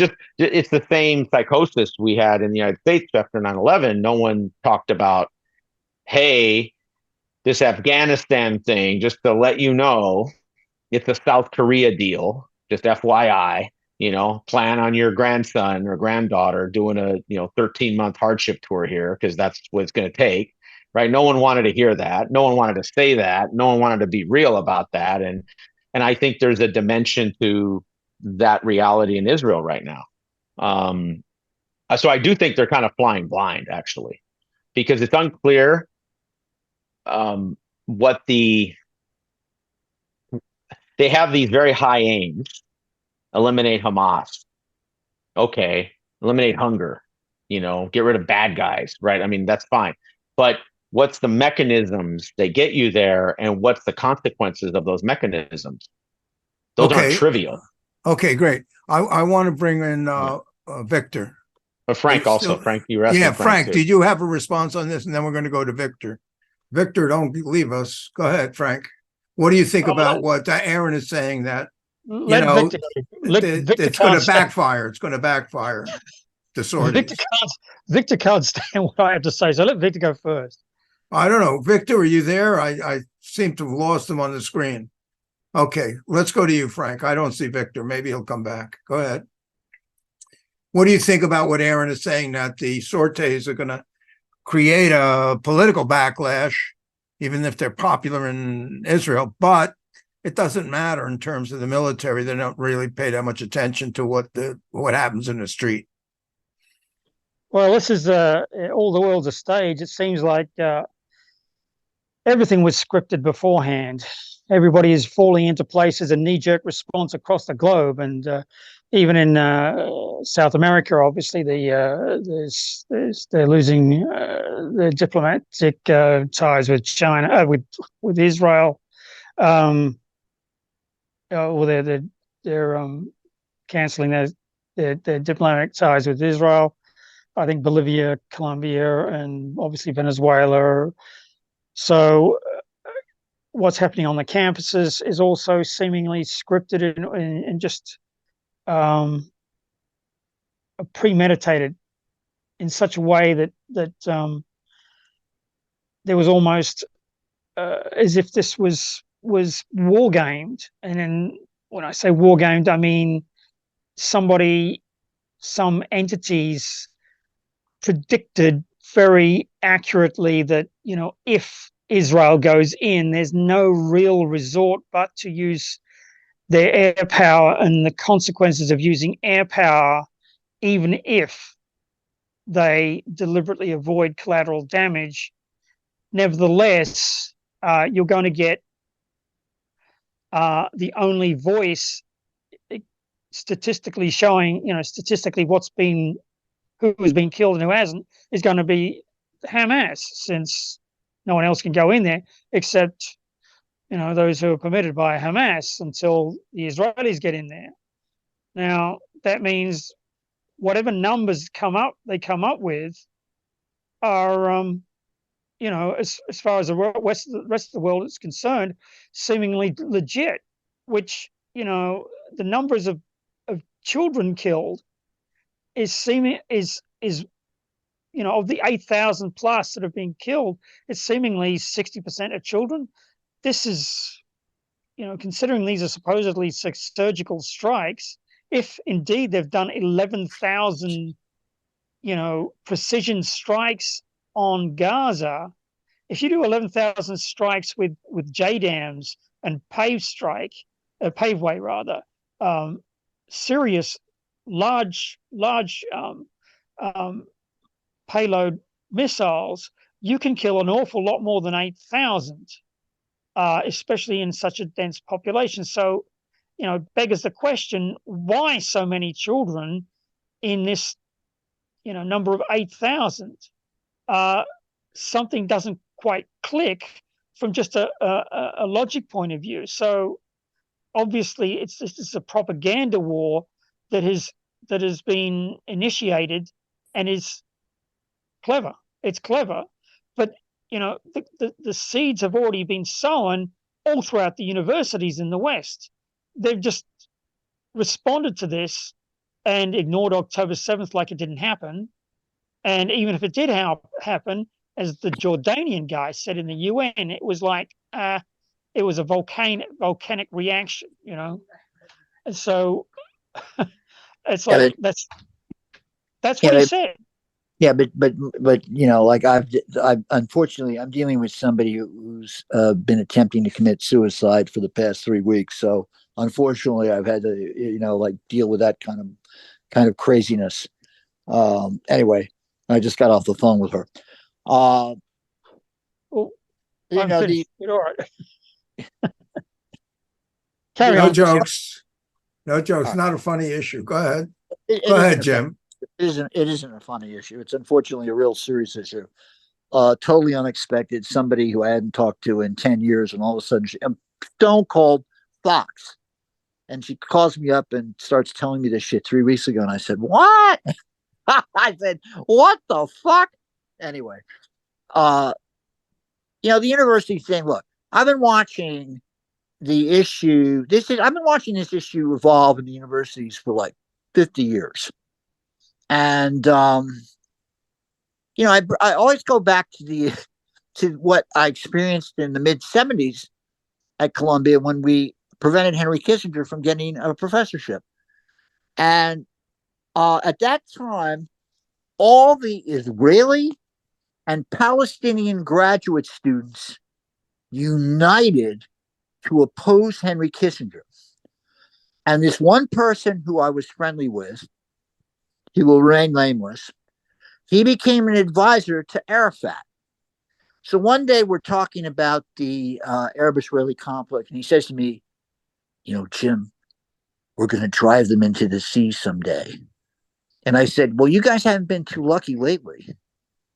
And I said, if I were you, I would not go around broadcasting that thought too highly to people around here because they might take it the wrong way.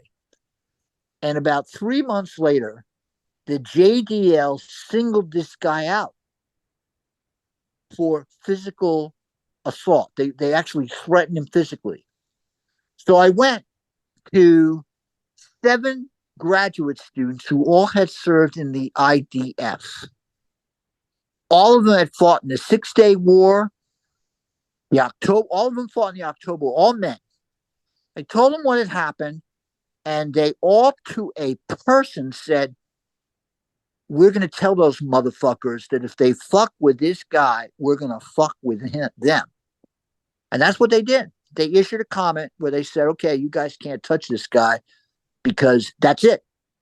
Now, that kind of shit, it could happen today. I don't see it happening today. It was like it's and it has to happen because this cannot go on. I mean, you're like look what's going on right now in front of our eyes. I mean, like I don't know if you were talking about the bombing before I was dealing with this woman on the phone, Frank, but I have to say, for proportionality's sake, I'm listening to the Israeli ambassador. There's no doubt that it's an Israeli piece of ordnance, unlike the bullshit that happened at the Ali Hospital, right? Which was issued on the verge of Biden going to the Middle East. And, the evidence in that one is overwhelming to the point that it was indeed a breakup of a missile being shot up. I know the other, just that all has to be investigated internationally, but there was no ambiguity about the size of that crater that we saw. So what do? They take out a battalion headquarters of, I don't know what they did today, but I was listening to the news and they knocked out a battalion headquarters of one of the, they actually identified the battalion commander was killed, and it was one of the battalions that is part of one of the brigades up there in Gaza. But then look what happened. They killed all these other people. And today the same shit happened. Now that repeated again and again and again is not, it's just objectively a fact that is creating ill will internationally and regionally towards Israel and the United States. It's not the United States' interests. And look at what just happened just now. Biden said there has to be a ceasefire and a pause to allow the hostages out. Because it's not in the interest of the United States to have these regimes overthrown. I mean, it's not in the interest of the United States to have the Sisi threatened. Sisi is a dictatorship. He put down the Muslim Brotherhood and the bloody. We know what happened there. They just basically put them down by military force, and they can't afford that to happen in Jordan, for example. Look what happened with Queen Rania. She came out, denounced. She's a Palestinian. She denounced the whole thing. So that's the kind What of does shit. that have to do with anything? What do you mean? What does that have to do? What kind of fucking shit does that have to say? Of course, it has to. No, do she's with it. just a person. She's the queen. She's a queen. So what? She married the king So of what do you mean? Jordan. So what do you mean, She's so not what? a political figure. She's She a is monarch. What are you talking about? She's a It political might figure. as well been Britney Spears. What's the difference? Yeah. Fuck. So who gives a fuck what Britney Spears is not? Well, what's this woman got? Why does she have status? She's the fucking she's a queen. What are you talking about? That's She's a ridiculous. queen. She's the queen, and she's also Palestinian. She's a big deal. She's a big deal. Look, in the Arab world, I mean, it's like, again, you got to get your head into like, the Arab world. It's like, she is a big deal in the Arab world. You know, uh, she's like a rock star to some people. And so she influences opinion. Well, you may not think so, but they do. So this is like a very difficult situation, and it's important to remember that a quarter of the people in Jordan are Palestinian. That's a lot of people that can, make trouble if Jordan doesn't if the Jordan government doesn't act that way.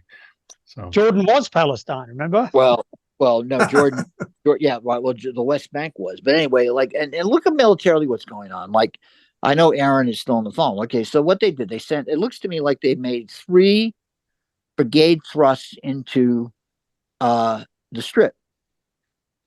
And they have not moved to totally encircle with lines of troops deployed the city itself.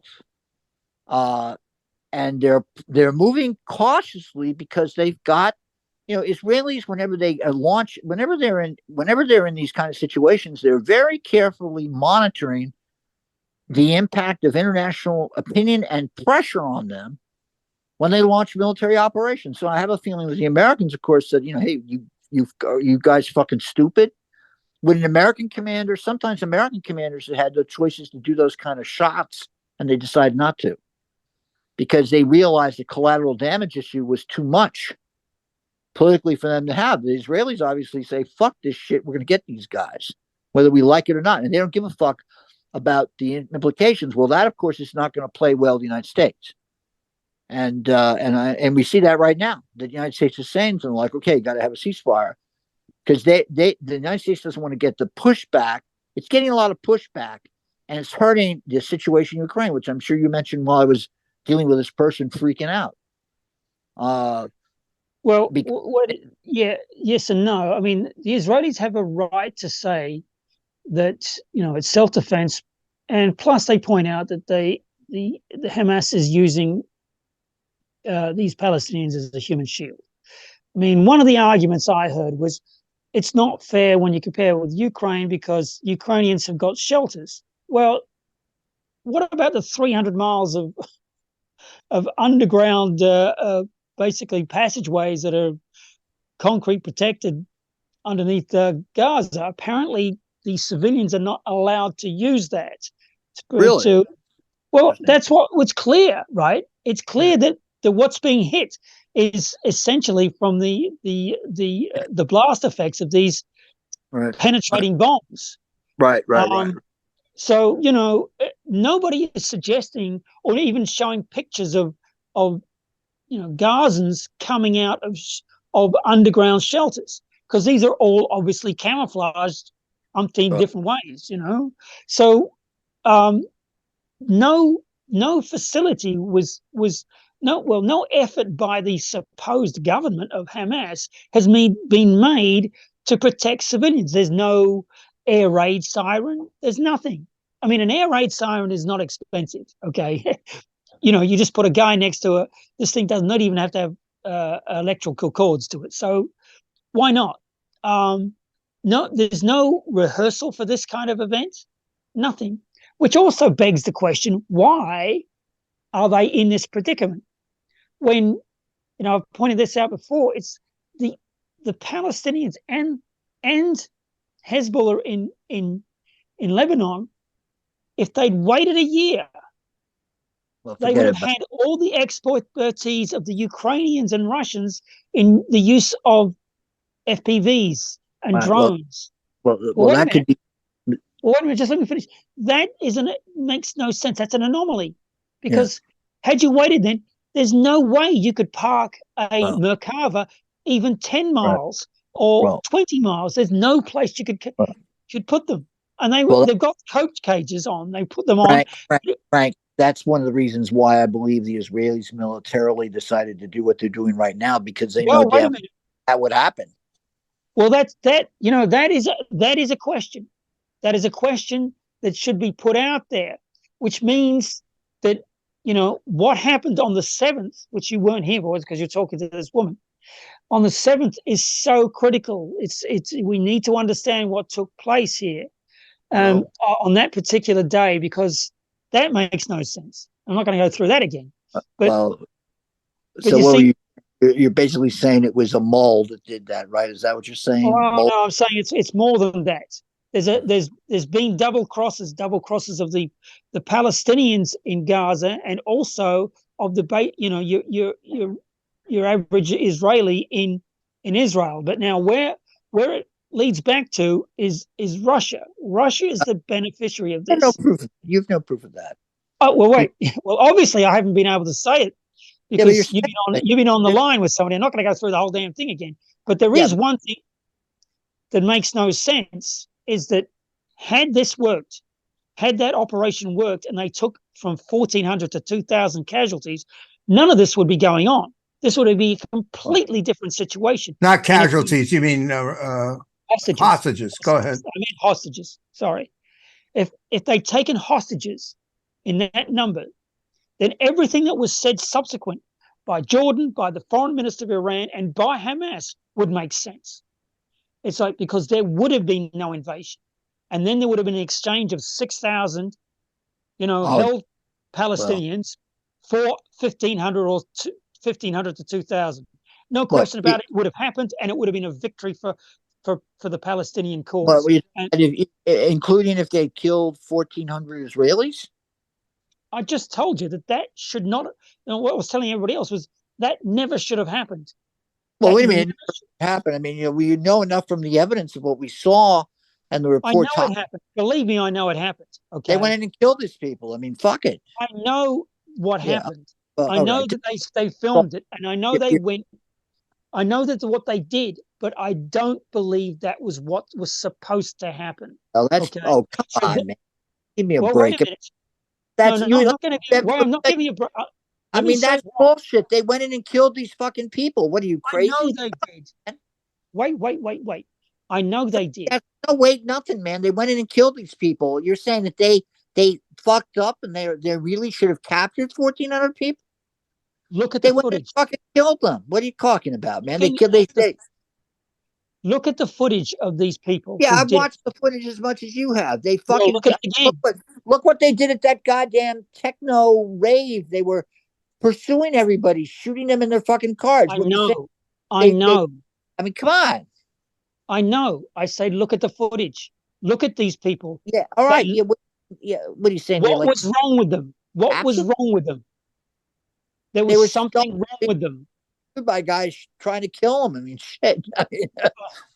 I know, but look at them. There's something wrong with them. Okay. Wrong with who?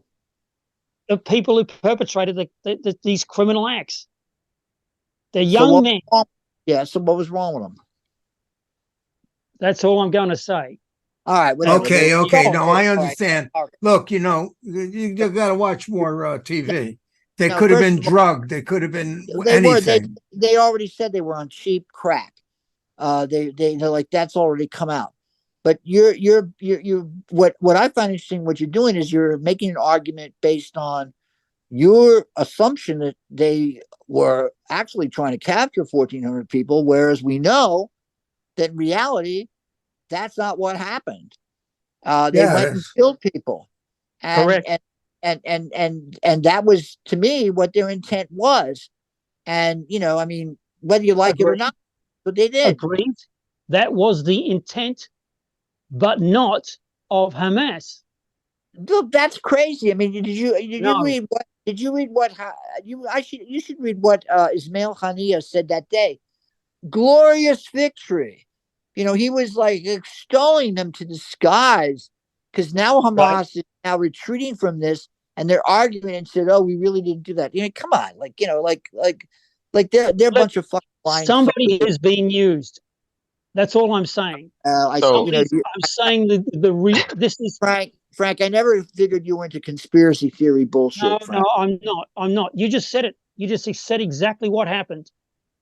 You just said it, and that is, there's many connections here. Who trained Right these now, people? hold it a minute. Wait a second. You can't attack somebody just because they're saying there's a conspiracy theory, because that's all these governments do is conspire and try to do false flags, and that's the nature of war. Yeah, Read The Art of War. but guys, It's deception. I Let's think, give it to Aaron. yeah. Saying his voice in the room. Go ahead, Aaron. Yeah, I mean, so let's sort of, and I'm sure Jim, given the things you've been working on for the last few hours, know, when people are,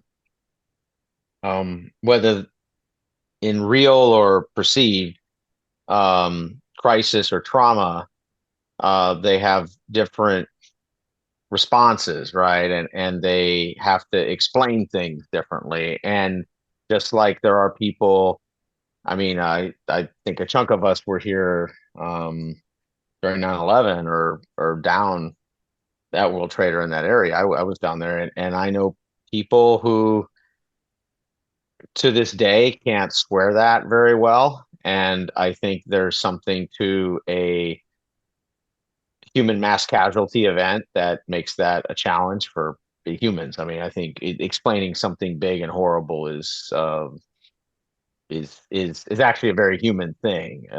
So the reason I'm saying that is I think the evidence is pretty clear that at least a faction, I don't know how you categorize their degree of radicality, but whatever, you can do that, right? That there's a more offensively militant, gloves off faction in Hamas. That's the one that carried out these attacks, which was X thousand people. It wasn't 10,000 or 20 or 30,000, which was one of the questions I always had from the beginning, because they're not the beginning like that first few hours, but after 3, 5, 6 days when more information came out, that they penetrated in over, I think it's at least 60 locations that we know of, 60, 70 locations. That's quite a few to have only 10 or 20 or 30 people go through each one. It's sort of suboptimal. And that tells me, from the beginning that this was, I don't know how much of I don't even know if Hamas has a sanctioning process. I mean, I think that's part of our issue when people talk about peace or ceasefires or delegations or talks or strategy. If I say Hamas, okay, how do I call 1-800 Hamas right now? Like, who picks up the phone? And I mean that as a joke, but not really. Like, and obviously Carter picks up the phone.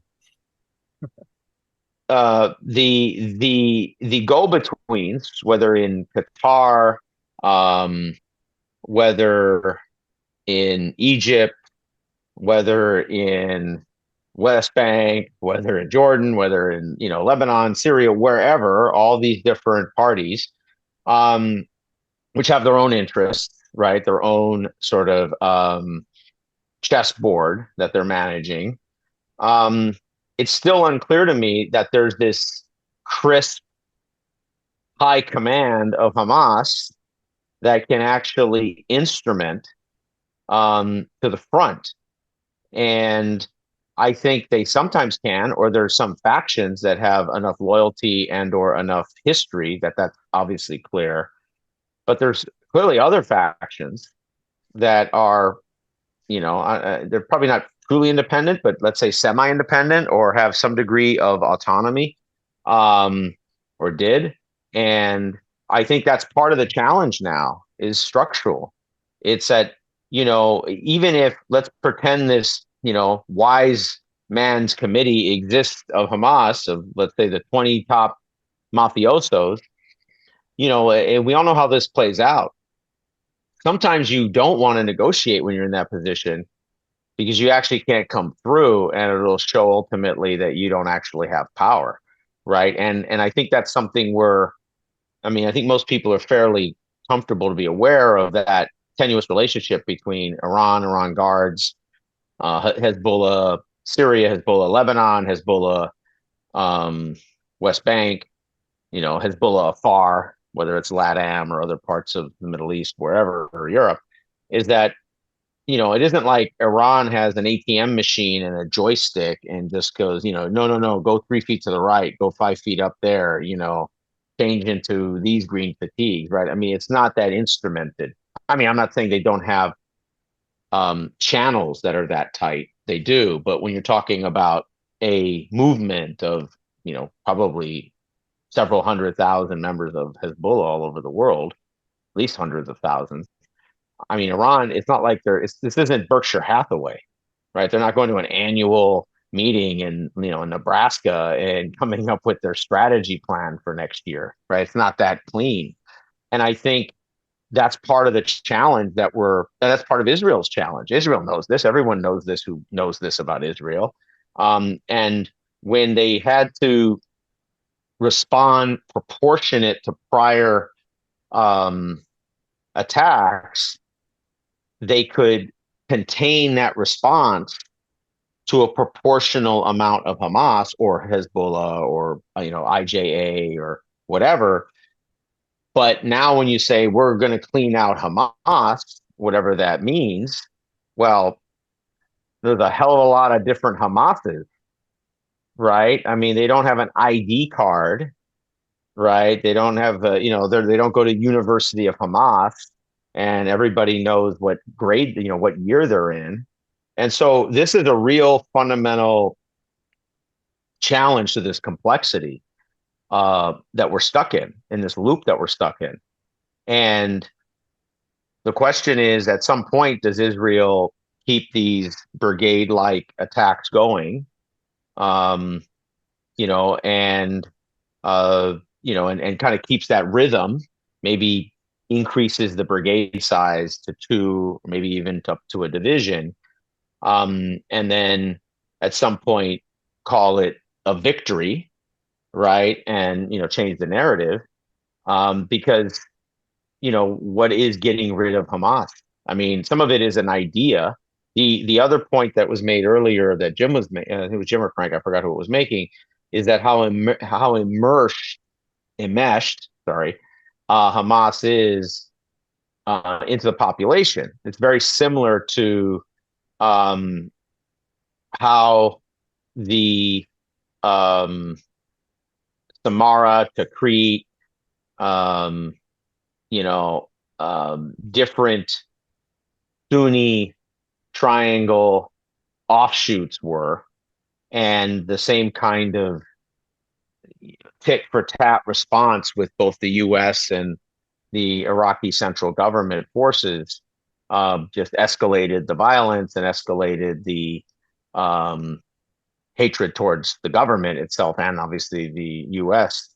In Iraq. There's a similar dynamic here where there's clearly enough support in the population for Hamas to be, enmeshed, in the population. Right. So it's a common phenomena in all these Eastern, like Afghanistan or. Well, I don't think there's anything geographically deterministic about it. Well, I mean, you got like tribalism, like Taliban. Yeah, I think it tends to be a force multiplier strategy played by small war approaches. Independent. So if in our South Park example, the Great Canadian Horde attacks America and catches us and takes over all our military power. So we're stuck with just our 340 million guns, of which half of them, we don't even know where they are, don't work. We haven't cleaned them in 50 years. I didn't know grandpa even had 10 in the attic. So we're left with about 100. And, well, we're playing small ball. We're playing small war, right? At some point, you know, there's a game theory of how many of your people are you trading for the benefits of the disproportionate response, right? That's what you're doing, right? That's the horse trade, and and obviously Hamas wants to drag. I do think Hamas at this point has a strategy. I don't know if they can actualize it, but they have a strategy. They want to drag um, the IDF into Gaza City and do grid square fighting and just turn it into, you know, a baby Stalingrad or you know, a baby Berlin, whatever you want, analogy you want, um, you know, and fight it out to some, you know, mush, new, you know, no victory for anybody. But because remember, no victory for Hamas is a victory, right? Like their standards of success is they're still in business, right? Israel said Hamas can't exist a year from now. If Hamas exists, They're still that's cooking. called victory, right? Like that's, even if it's 20% of Hamas, whatever, you know, and as Jim has pointed out, they're sort of business model of sort of martyrs, right? It's like martyrs as a service. It's like a cloud service, and now that we have like in the modern world, and you know that's you know that's their operating model, right? So you know they don't have to have an offensive operation into Tel Aviv to have victory, right? Well, if we can get Hamas to be Amway salesman or something like that, redirect her and put them into another game, then that can eliminate them. But let's go to Frank now. Sure. Frank, what is it? I just want to nutshell exactly what I was trying to suggest without being too specific. Now, Aaron is absolutely correct in stating that Hamas is probably more nebulous and less coherent in its strategies, or it may be coherent in its basic strategy of pushing everybody who's Jewish into the sea, but essentially on what its ultimate aims are, there are, as suggested, different groups. So what I'm saying is that the analogy I would draw is with a dirty dozen. And don't take it too literally, okay? The dirty dozen had an operational goal, our mission. Now, what the mission of Hamas was to take hostages. That's what its mission was, I'm suggesting. But the problem was, instead of one telesavalis, there were like three, okay? And why there were three is probably not known to Hamas. And because of the way that this was put together, not simply by Hamas, but also by assistance from not just Iran, but also Russia and possibly Syria. So I'm suggesting that the thing went south because there was three nutcases in that dirty dozen. Okay, so that's all I'm suggesting. And what why I feel I'm correct in that is because when I look at the footage and what was subsequently said by everybody who was a concerned player, okay, it seemed to me that had it worked as just a hostage-taking raid, a snatch and grab, then, yeah, there would have been people killed, no question, but ultimately there would have been a face-off where Hamas would have controlled in its underground labyrinth 1,500 to 2,000 people, which they would have controlled, okay, without knowing each and every name to these people. And then there would have been a trade-off with the 6,000 they wanted, and it would have been a victory for Palestine, and Netanyahu would have gone down, and he's going to go down, as Aaron has pointed out. No question about it, he's going to go down. But this would have been a clear-cut success story for the Palestinians. Instead, there were 3 telesavalas in the group, and that was to the benefit of somebody else. And I am suggesting that somebody else is Russia. Okay, so you do whatever kind of conspiracy you want to with that suggestion, and that's I'm convinced about. Okay. So I'm saying that yes, now we've got a predicament. If they go along the Wadi Gaza and cut northern Gaza off, then you've got some kind of very difficult operation where you're going to have to take out these tunnels using deep penetrators and all kinds of probably gas and God knows what else, flamethrowers, the whole 9 yards. And it's going to be vicious and nasty. And now the Israelis have lost 15 so far. I suspect by the time it's all over, there'll be at least 1,000. But there will be a fait accompli at the end of it. And the predicament of the United States at the end of it on a geostrategic level will be very bad. We're not handling it well. Biden is not, this is not his cup of tea. He is not the kind of president that can handle it. Certainly Trump isn't either. He's the worst. So, this is a major setback for us as a country. Now, some of you say, well, we're a U.S. imperialist state and it's about time we fell and blah, blah, blah, blah, blah. Well, whatever. Okay, we're going down. We're going down because of this. And Ukraine, Zelensky is now starting to become a pariah in the West. I mean, we know, if anybody was watching what happened in Italy, there's a stupid woman who's in charge there, whatever, Melina, whatever. She was played. And of course, Time magazine has just pilloried Zelensky. So, that coupled with what's going on with the Republican Party, and how long and how he may have to vacate his seat, Mike Johnson. Well, it's getting worse. It's getting worse. It's getting warm in the kitchen. Yeah, I just hope that with the U.S. government doesn't, at least domestically, pull another, unconfrontable. The government has to handle this like the epidemic and start throwing their weight around and telling us, you have to give up more of your privileges and you got to behave yourself. And we have to check. We have to have a surveillance of everybody all the time and have to have control of your bank accounts and how much gasoline you can use and so forth. I hope they don't go that way. I know for 2 reasons. One is I don't think that's an effective way to go, but also there's just a lot of resistance to that around the country, not here on the East and West Coast, but in the middle of the country. And, you can go state by state and see what's building up as a backlash. But that's it. So we talked about this. And unfortunately, we didn't come to a resolution about how to end this war. I did come up with another solution, which was let's remove all of the people who are currently living anywhere in the interior territory of Israel, the Jews, the Palestinians, the Christians, the Muslims, any kind of it, and just out. And we'll give the territory to the Eskimos, let them have it.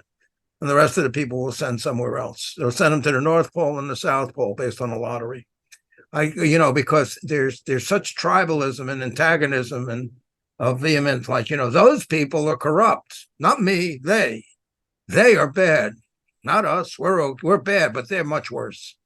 It just goes back and forth and back and forth and back and forth. I mean, I do think, and Jim, maybe this is a topic at some point, because I'm sure you've covered something like this before,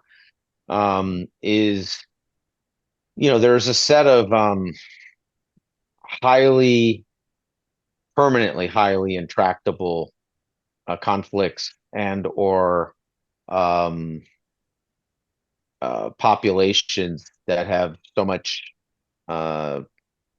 enmity in the world, and not just limited to the Middle East, right? It exists in Asia. We actually don't talk very much about that in Asia, right? We don't talk about how people in the former Indochina, in the South Pacific have, especially the interior, have very similar like dynamics in Southeast Asia and in South Asia. And so, we kind of either because it's so far away from us, and we also, while we have populations here from those regions, they don't necessarily have I think in some ways they don't necessarily bring their politics to the United States as often, or in the West. So we don't. In the UK, it's a little different. In UK, you'll see more of that. But that's a real thing. Is that there's a a finite territoriality conflict, dynamic or pendulum out there, and there's just places that I think there's a whole world of and I'm not going to ascribe anything negative to them, because it's the alternative is you just sort of walk away or put your head in the sand, who believe that you can solve some of these problems, or that you can get to some stable resolution. But at a certain point, when you've tried 30 different ways, and you've had leaders walk away or unwilling to even be in the room, and the people support that, obviously enough, uh, at some point you have to say, okay, well, you know, it's pretty unlikely that you're going to have a resolution. And we've seen this play out, which doesn't really get much press, but, we had we don't have a lot of states in the world that split apart, but Sudan and South Sudan split apart, right? Just like in the past with Ethiopia and Eritrea. And, like these things happen, these seismic partition, basically. Like, you obviously the biggest one this last century was, India and Pakistan, basically, or the creation of Pakistan. um and we sort of just skip by these things, like, oh yeah, of course Pakistan was created a partition.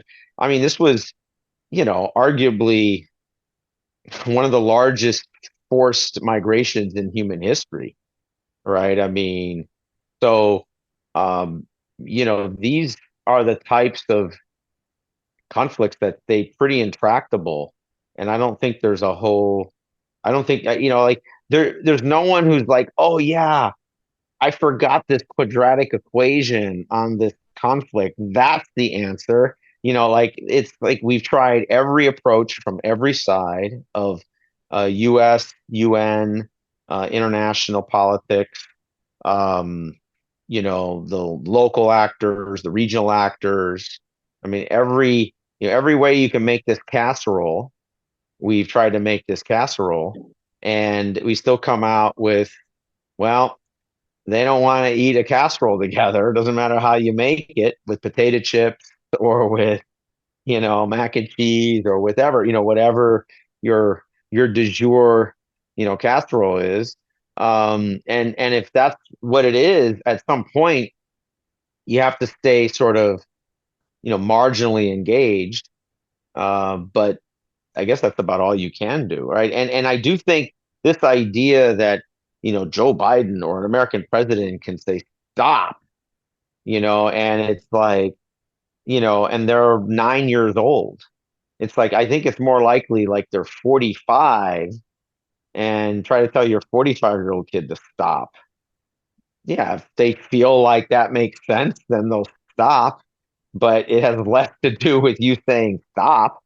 It has more to do with them thinking that makes sense or not. And I think that's the challenge that exists now. Clearly the UN has, I mean, one thing I was surprised by is that the UN, as soon as this happened, the UN didn't kind of kick into gear. It sort of it sort of proves to me how, just fundamentally inadequate. And I think that's another show, Jim, you could do too, is just how the UN just doesn't matter anymore, really, in any meaningful way. And and I think they didn't step into this breach in any way, right? They Well, could have gone into Gaza, in essence, forced their way in through Egypt, not with a force, but with, their pile of human sacrifice lawyers, administrators, and policy wonks, and put themselves in the obvious position that makes it more difficult for Israel to launch basically an aerial bombing campaign. Because that's, I think, what we have to be objective about is that's sort of what they did here.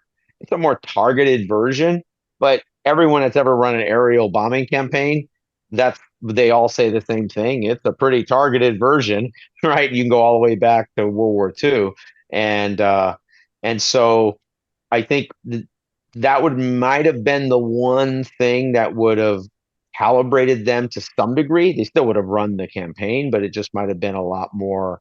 Um, it would have been minimized by maybe 50% or some number, right? And but that's it. It's more of a delaying action, right? In the end, I think in the end, as soon as Hamas committed this mass murder, which people still need to just say that's what it is, right? I mean, I think most people say 9/11 was mass murder. I think you have to say this was mass murder, right? It's very similar to the same mass murder attacks we saw in Europe and in India, Mumbai attack, at the Taj Hotel, et cetera. I mean, this is just, and you could argue the Taj Hotel attack is which was it wasn't it was the Mumbai attack, right? There was like 6 attacks in Mumbai. Um, this has markings like that, right? It's a completely civilian mass murder target shock attack, to try to show, like, old school, just like 9/11 was, that you can't protect your people, and we can reach out and touch at any point, and we'll put our martyrs up in front for you to take out, which is just going to refuel ourselves as a martyr insurgency. And I think that's, I mean, Hamas is the one who made the vote here, right? We can't forget that. In the end, Israel wasn't going to start launching 10,000 sorties, just randomly in October, right? I mean, so it was Hamas's mass murder attack that triggered this whole, fairly substantial radical escalation and these escalation dynamics that we're stuck in right now. And I think that's the challenge right now in the world is we feel like we can calibrate escalation dynamics because we've done a pretty solid job in Ukraine, keeping it a fairly limited war to Ukraine. The war hasn't just expanded outwards into all of Eastern Europe. And we're now seeing the opposite of that, where we just have we have no control over the escalation dynamics at this point. I mean, I think we can slow some things down here and there, but let's not kid ourselves. This is all before, like, they step off on the engagement point. Once they step off in the engagement point and you start getting 5, 10, 15 brigades, if they really go that big or bigger into Gaza City, like, the die is cast at that point, right? Like, you're not stopping that type of, mass urban assault. And the casualty numbers, I think, and this is going to be a very interesting test for Hamas. Does their support in the population sustain itself through a mass assault in the city? I think Israel's making a bet also that they don't think it does, that there's a huge population that is going to leave the city. And I think they're probably right. But we don't know what Hamas wants to do, right? Hamas could force, an enormous amount of the population to stay trapped in that city, which is a very similar action that, Zarqawi did, and the whole Zarqawi network and the different Sunni movements, Sunni insurgency movements, that formed in Iraq in the Sunni Triangle. So, and that was a tough thing because dislodging forced civilians, like, I'm sorry, there's not some, like, simple playbook for that. Like, you don't use a drone doesn't help you. right? Like like all this cool tech that everyone says is changing warfare, which it is when that tech makes sense. But when you get to this brutal urban house to house, block to block, broken apartment to apartment fighting, the robotics get you so far, but in the end, you've got a family over there and four insurgents. What do you do? I mean, Yeah.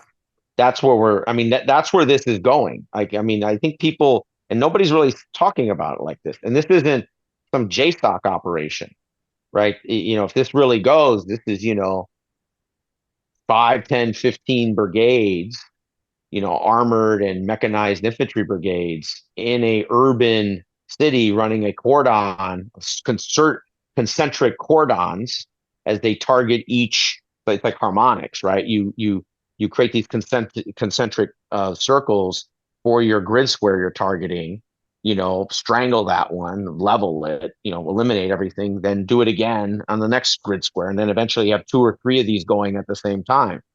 Well, if there is whatever, 500,000 civilians left in Gaza City then, or 300,000 or whatever. I mean, these numbers we're looking at now are going to be nothing. 5, 10 times that easily. And I do think Jim is right about the influence, the dynamics of this. I think you start getting to tens of thousands of civilians killed. I mean, it's a different story. I just, once again, it's unprecedented. Like, then all sides are in unprecedented territory. And I think that's where you start running into some other dynamics kicking in. And that's where I think the US pressure coming into the 24 election. I mean, like everything gets weird pretty quickly. But remember, that's up to Hamas. And if Hamas wants to sacrifice 40,000 more civilians, what are you going to do to stop that? Like, because we don't talk about how many of the, 500,000 to 3/4, whatever the number was finally in Iraq that were killed, that were, well, we don't even segregate that really very well, but let's say the several 100,000 insurgents that were killed, and then the 2 to 500,000 civilians, whatever that number is. How many of those were killed by insurgents? How many of those were part of the same type of operations we're talking about here, right? And so, I don't think there's a lot of insurgent morality on this. And Israel, there's no answer for this, right? Like all this, you're going to be surgical. Okay. You're not going to be that surgical in a gunfight. Like, it's just not how it works. Yeah. And especially at night, little people running around. And by the way, Frank's point earlier about the death toll in children, we have to remember the percentage of population in Gaza that's under the age of 18, right? I mean, it basically is, about 60%, 55%. I mean, it's a very large percentage of the population that's under 18 years of age. So, I mean, so you're going to have proportional, I mean, just statistically, populations that are going to be pretty close to that, which is another dynamic, right? I don't care what anyone says.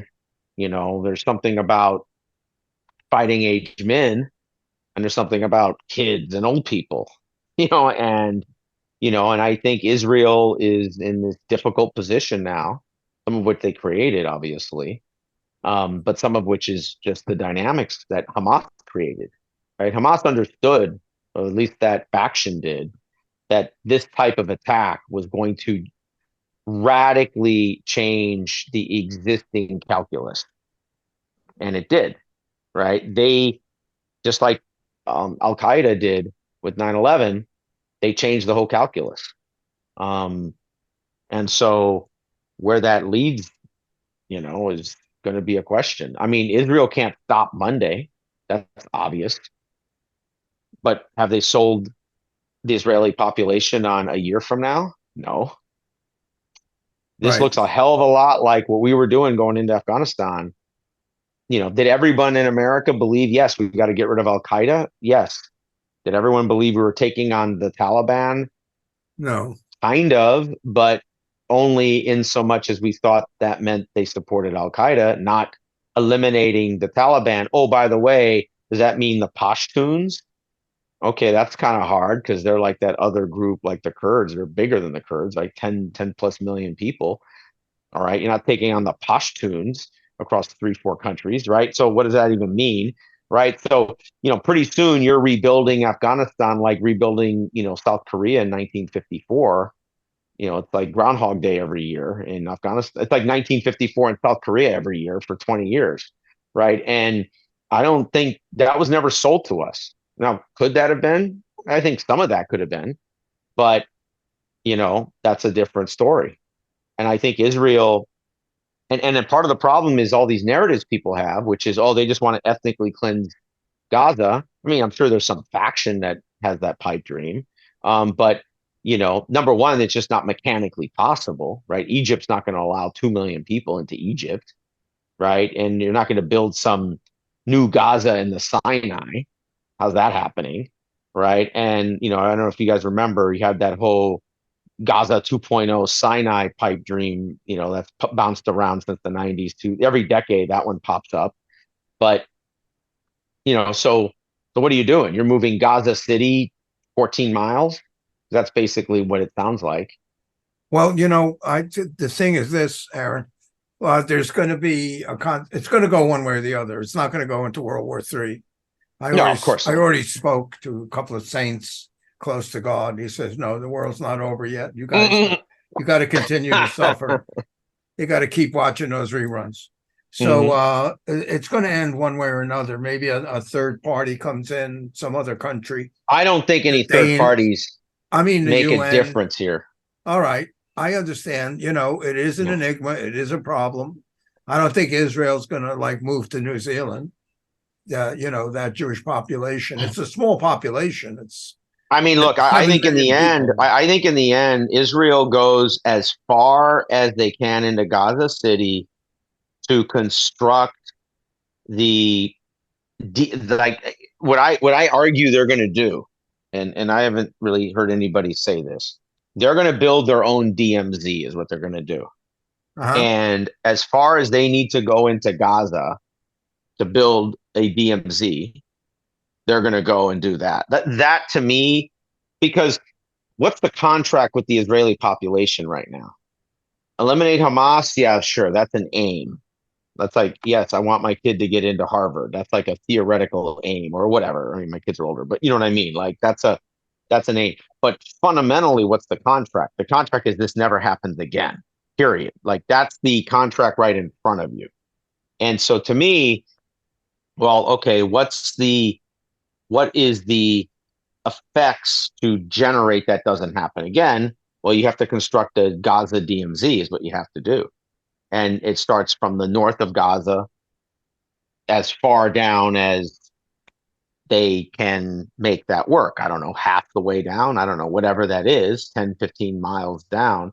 And they'll build their version of the walls that they never built, right? Which we don't talk about that, right? Like we've always talked about, we always transpose West Bank and Gaza. Like we kind of just treat it as, oh, it's just Palestinian. Like they're, Palestinians in Rhode Island and Palestinians in Connecticut, they're just New Englanders. They all support either the Red Sox or the Yankees, right? Like we just have that very simple view of them. And it's very different. I mean, they're different.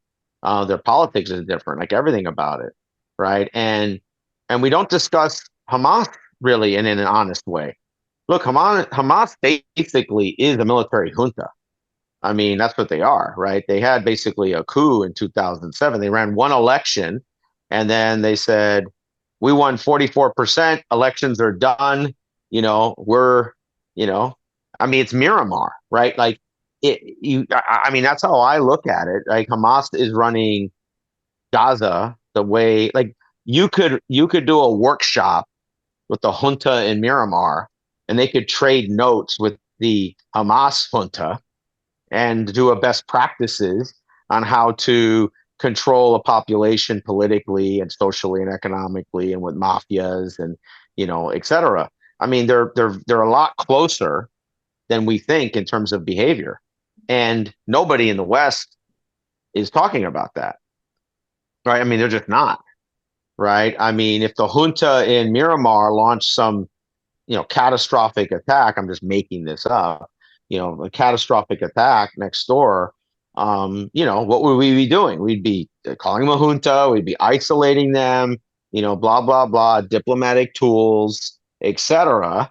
And we would try to calibrate the response proportional. But we wouldn't we wouldn't forget the fact that they're basically running an undemocratic junta, which is what Hamas is running. And nobody's talking about that. No, the protesters talk about they talk about Hamas like Hamas is the SDP in Germany. Like they're just like obviously they're just a political party that has revolution and freedom and blah blah blah.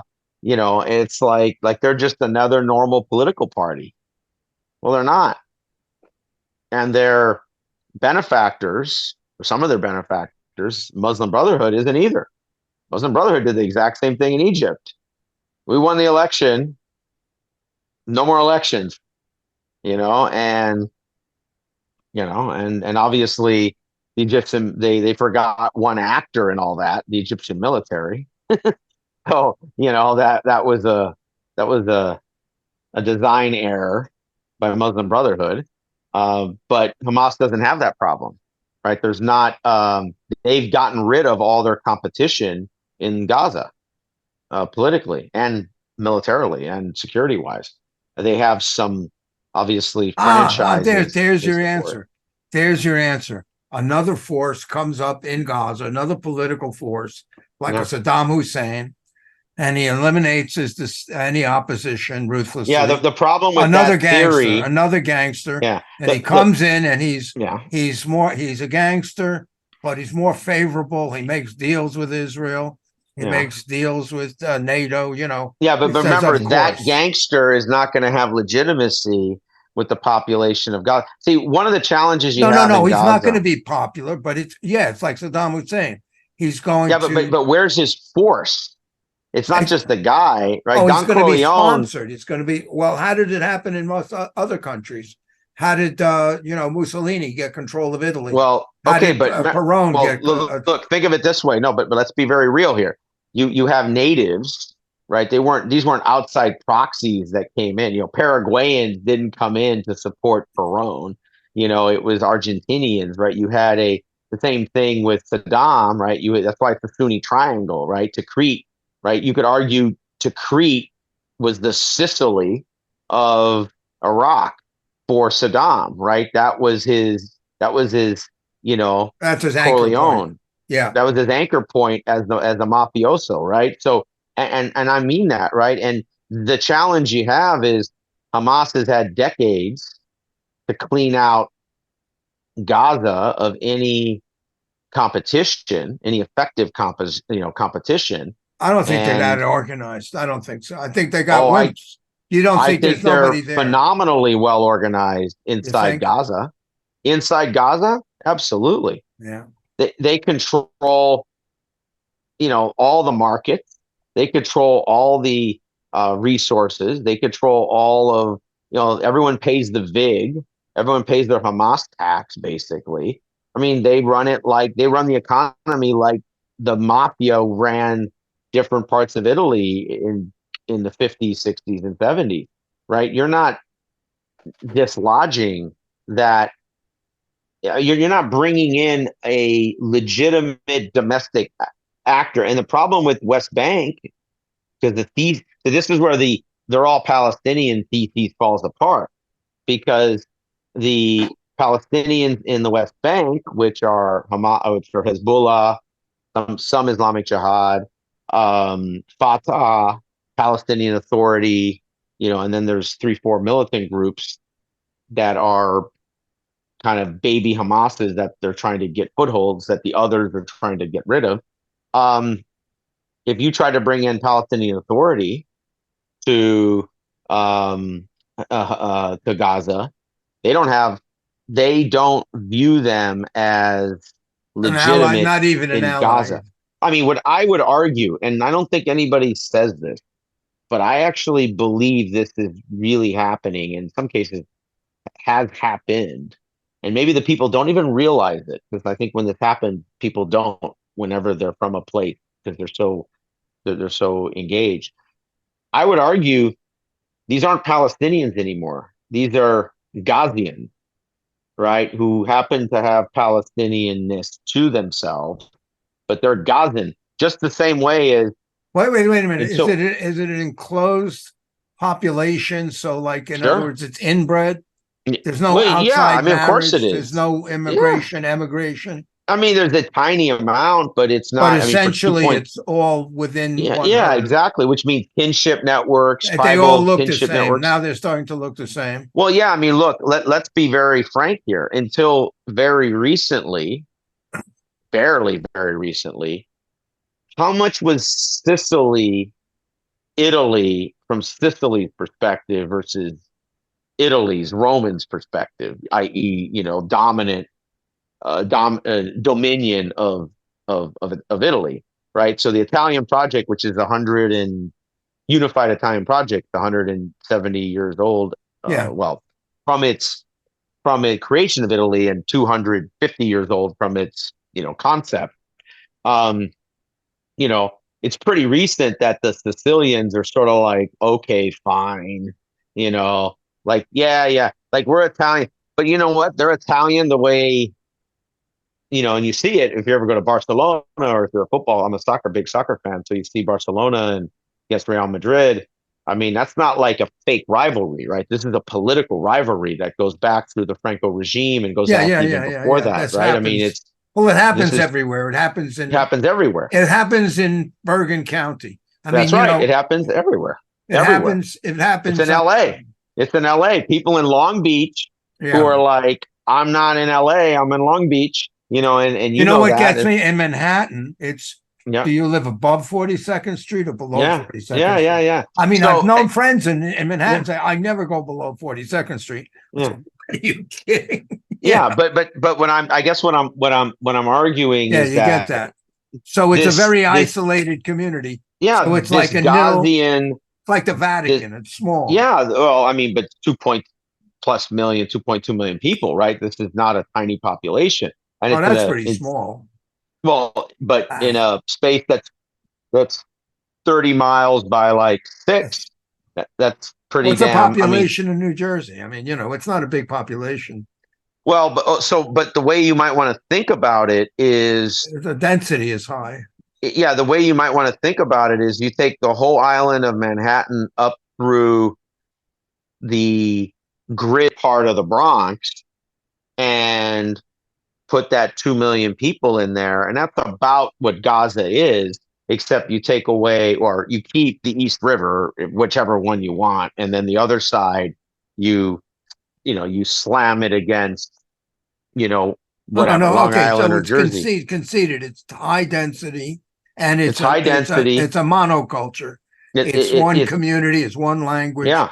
and it's And what's so important here is that the legitimacy, whatever legitimacy exists, which more does in the West Bank, because what people don't get, and there's not a lot of discussion about this, is that the way the West Bank is governed, allowed to govern, and designed by the Israelis and the settler movement, which has moved from the original settler movement, which was tiny, right? Thousands of people 30 to 60 years ago, to now, within probably another decade or so, cross 1 million people. I mean, think of what that means. I mean, basically, 10% of Israel will be in a settler, and I think there's no other way to look at that as a colonized area, a disputed area that's been forcibly colonized by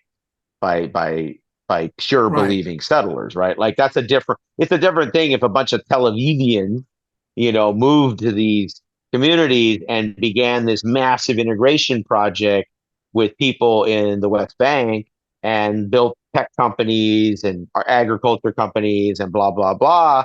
I mean, sure, people wouldn't like that, but there'd be a co-opted population that would be like, well, hey, that's a better deal than I had, whatever, right? Like there'd be some people in that mode, which is rational. But when you've brought this, and this is an Israeli design for, I mean, this is a, I would argue, some form of a modern Zionist Israeli design project, this settler movement. I have And personally, I mean, just on a whimsical thing, I say, sure, no, Israel, like the Israel attitude, yeah, especially of Orthodox, is like, don't worry, it may take some time, yeah, maybe 100 years, it doesn't matter. sure, We're going to go from the Jordan to the Mediterranean. We yeah, will yeah. Well, eventually have this territory. It doesn't matter what anybody says, no yeah. matter how loud they scream or complain or anything. Well, Just so patience, patience, patience. the risk you run into, which I think, Gaza exposed this to some degree, is that you had uh, a far more extreme, I would argue, like that one thing you could argue that existed amongst all these factions and militarized, highly militant organizations is that the violence, the entrepreneurship of violence tended to be pretty hierarchically maintained for a very long time. That's why you had things called the first intifada, the second intifada, right? Like these were arguably campaigns, right? And you could draw a lot inside that campaign, but there were, and let's be real, there are limits, right?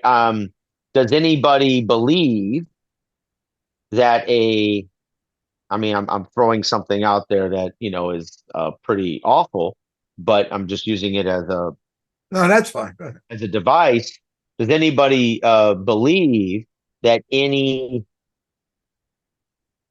significantly senior leader in any of these militant organizations would launch a mass rocket, propulsion campaign loaded with chlorine bombs at Israeli cities? They know that's a line. At this point, they have recognized we ain't doing that, right? Like that's the business decision line. Like we're not we're not going over that line, right? And they have, come on, these kind of things everyone has some capability of. I'm not saying Okay, they can launch 10,000, but they could. You're telling me they can't launch 30 or 50? no, Of they course could they do could. look, you can go over and you could put concrete in the toilet. You can make a lot of Yeah, problem without a you can lot make of a lot of effort. problems. So what I'm But arguing is I that understand that. is, But is, there's is another that factor. yeah, There's another factor yeah, that you probably have experience with, which is this: the way you're describing Gaza and Hamas, it's a total gangster culture. It's like there sure, is it's no Sicily. dissent. It's All Sicily. right, it's Sicily. If a Yeah, culture, well, I know, but this is the point. A culture, a group of people, a yeah, city, a civilization has more than just military and more than just agriculture. It's got culture, it's got religion, it's got music, sure. it's got theater, it's got And they comedy, have that. They and have all that. They they have all have that that there. in Sure. Gaza. They have rappers. They have modern musicians. They have ancient musicians. They have their own culture. They have, the food Okay, festivals. then they can survive. They can persist. Absolutely. They can totally use They it. have a rounded society. They do. They do. And now, is it as developed as it could be? No, for all kinds of reasons. Hamas being a big part of those reasons. I mean, I think I mean, part when of, I watched the newsreels of the footage of the walking around on the ruins, yeah, it yeah, looked to me like it was stage footing. By the way, like, okay, guys, I'm shooting now. Get over yeah, there, look through the rubble. yeah. It's And then still because rubble, though. I people, don't I care know anyone says. there's rubble, but people Yeah, were going, "Oh my God," they were overacting. But sure. they're just dressed in Western clothes. I didn't see anybody. Maybe I didn't look carefully. I didn't see anybody in traditional garb. No, but people don't wear traditional stuff anywhere in the world now because of modern They do in the Western Middle East. culture. I mean, in the Gulf, they'll do that more. Yeah. But most people across most regions in the world around any high density $5,000 per capita population, which is basically mid tier. You know, basically dress pretty modern Western, large consumer Chinese made Okay, products like there's one other everybody thing. else. How is Gaza and Hamas or Gaza City? How much are they connected with the internet to international reality? Oh yeah, I mean they have telecommunications networks which have been down. They have obviously satellite access that they have from different services they've subscribed to. They have telecommunication lines that exist between Gaza and Egypt, and they had them to Israel in the past.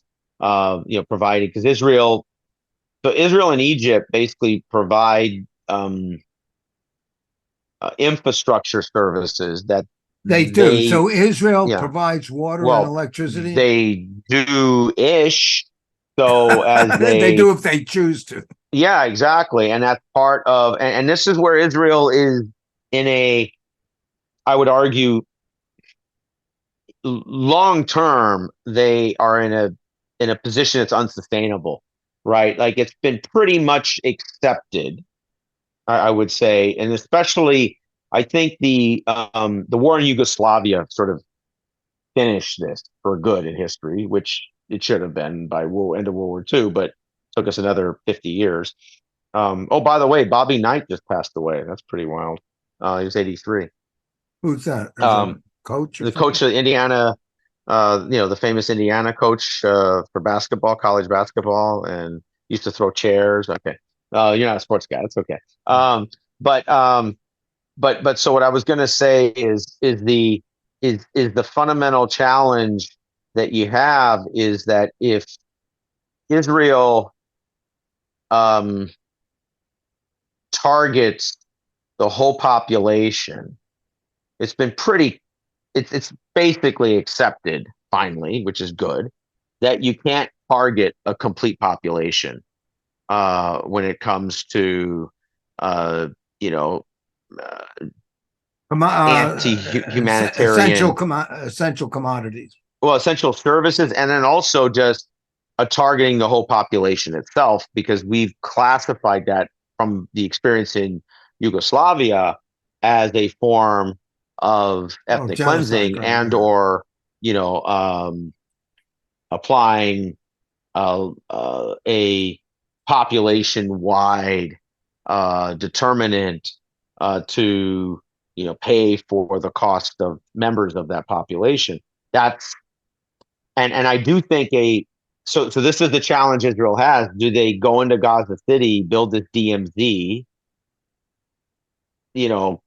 have some posts there for as long as they can, pull most of the troops out, kind of call it a win, plant whatever flags they want to call it, begin their mass construction project, because building 20-mile long by 6-mile or across, building a 20-30-mile long set of walls, which go down, remember, I mean, in Gaza, they build tunnels that go down hundreds of feet. So, the kind of engineering you have to do if your goal is to prevent a similar attack from ever happening again is astronomical. No, you can't predict. You can't. It's sort of like Russia's doing with the war with Ukraine. But that's what I'm arguing. You have to have a buffer. You can't have a belligerent opposition right next door. Exactly. So in the end, you have to have a buffer. They'll have a DMZ. Even in LA,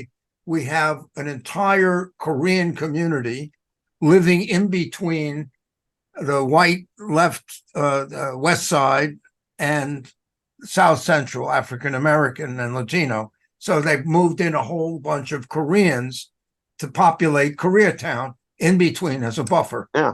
So, you can't live with direct belligerents in opposition.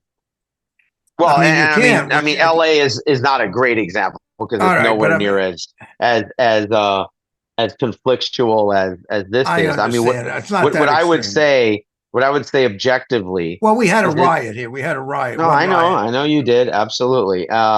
So what I would say is the DMZ that Israel, and I think that's the most they can realistically achieve is building some DMZ, and then try to bring out as many Hamas fighters in a Gaza City invasion, right? It's the mosquito light technique basically, or approach, and I think that's about as far as Israel can go. And I don't even know if the government lasts that long, because that's a slog, right? I mean, you're not going to get some pretty. You're not tying a bow on anything, right? You're not like, we got Bin Laden, we got Al Jazari, we got, like there's none of that at all with this, right? I mean, there's just none of it. It's pretty obvious. They've never mentioned any. I mean, I haven't heard them pinpoint. Yeah, Normally, normally the propaganda. and the problem is then you go into body count mode, and when you go there, it gets very Vietnamese very fast. Right. And we all know where that goes politically for people, which it's because remember, then the costs start occurring on both sides, and then people start, and then all of this, the same incompetence that this government in Israel has. I mean, we can't underestimate that they'll not project a chunk of that incompetence on these operations in Gaza, and now you're going to get people saying, why did my kid or whatever, have to die for this way, when they find out they didn't have their own ballistic vest, they have to buy their own, which is real, right? This is very Iraq for them, very Iraq. It's like an Afghanistan Iraq thing glued together, where they didn't build. We forget that Israel has not had to fight a large scale conventional war in 50 years. But what do you mean, right? 1967? No, 73. 73. Okay. Yeah. That's 50 years already. Yeah, it's 50 years. So Yeah, that's 30. so they become world class at fighting low intensity conflict, special operations. We'll even say riot police, mid-sized unit up to maybe a brigade. Their experience in Lebanon, which, you could argue the initial invasion in 82, you could say was sort of a large scale, but that was only large scale for a short period of time. And then when they went back in a second time, it was much smaller. And the reason I'm bringing this up, the reason this is so important is that having a population that has, we'll call it the first 2 years of military service competence, which is competence. It's competence that, it's half the competence you need, right? Which is, I know how to take orders. I know how to service my weapon. I understand basic, very basic technical and tactical drills. I know how to return fire on a line. I probably know basic battle drills up through a squad level. And now it starts calibrating down from there. Maybe 25% know how to operate at a platoon level, and maybe right. maybe it's 15% at a company, 10% at a battalion. So it gets pretty small when you get to that brigade division level, and it doesn't exist at a corps level because they haven't had to organize that way. I'm not saying some annual picnic they run and they run some, video drills and everyone high fives themselves. I mean, when, if you're a member of one of our three, U.S. Army corps, right? We have composite training that integrates you from your small unit level up to your company level, right. from your company up to your regiment and brigade, and try your to brigade maintain up to the corps. Try to maintain yeah. a command. And by the way, that's really hard, and everyone's pretty sucky at that. I've got to bring it to a close. And by the way, let me make this point though. Go ahead. And we try harder than anyone in the world to do this. Like we actually spend a ton of money. We have a whole bunch of extra, Sergeant First Class E7s to E9s and O3 to O5s, who like this is their full-time job all over the US and in some cases all over the world, who try to just drag that readiness at that larger unit level. And the truth is, if we had to go fight at a big level, we could get one corps going solidly, and it would take probably another couple months to get the second corps rolling hard. And then by the time you're talking the third corps, it's probably more like 4+ months. And then it drops off like a rock, because now you're tapping all the National Guard for, now it gets messy, very Israeli like, and now it starts looking very 6 to 12 months after that for each additional corps. But I understand. And so the reason I'm bringing this up is that Israel, when they say a number like we brought up 300,000, yeah, but they're all 2 years. Well, 4 years. and it the issue diminishes is as you go up. Well, yeah, and if you notice some of the pictures we've seen, like this is stuff like, you recognize very minimal capabilities in place. When you see these huge lines where they line up 50 tanks, like that's not really what you do when you lined up, combined arms units that are fully integrated. Like they just don't look like that. Like they just don't. I mean, doesn't make sense, right? It literally doesn't. It's not how the combined arms unit, like go look at how Marines, right? The most capable, and I was in the Army, but I'm also objective. The most capable rapid deployment force that could go into urban areas on Earth is the U.S. Marine Corps.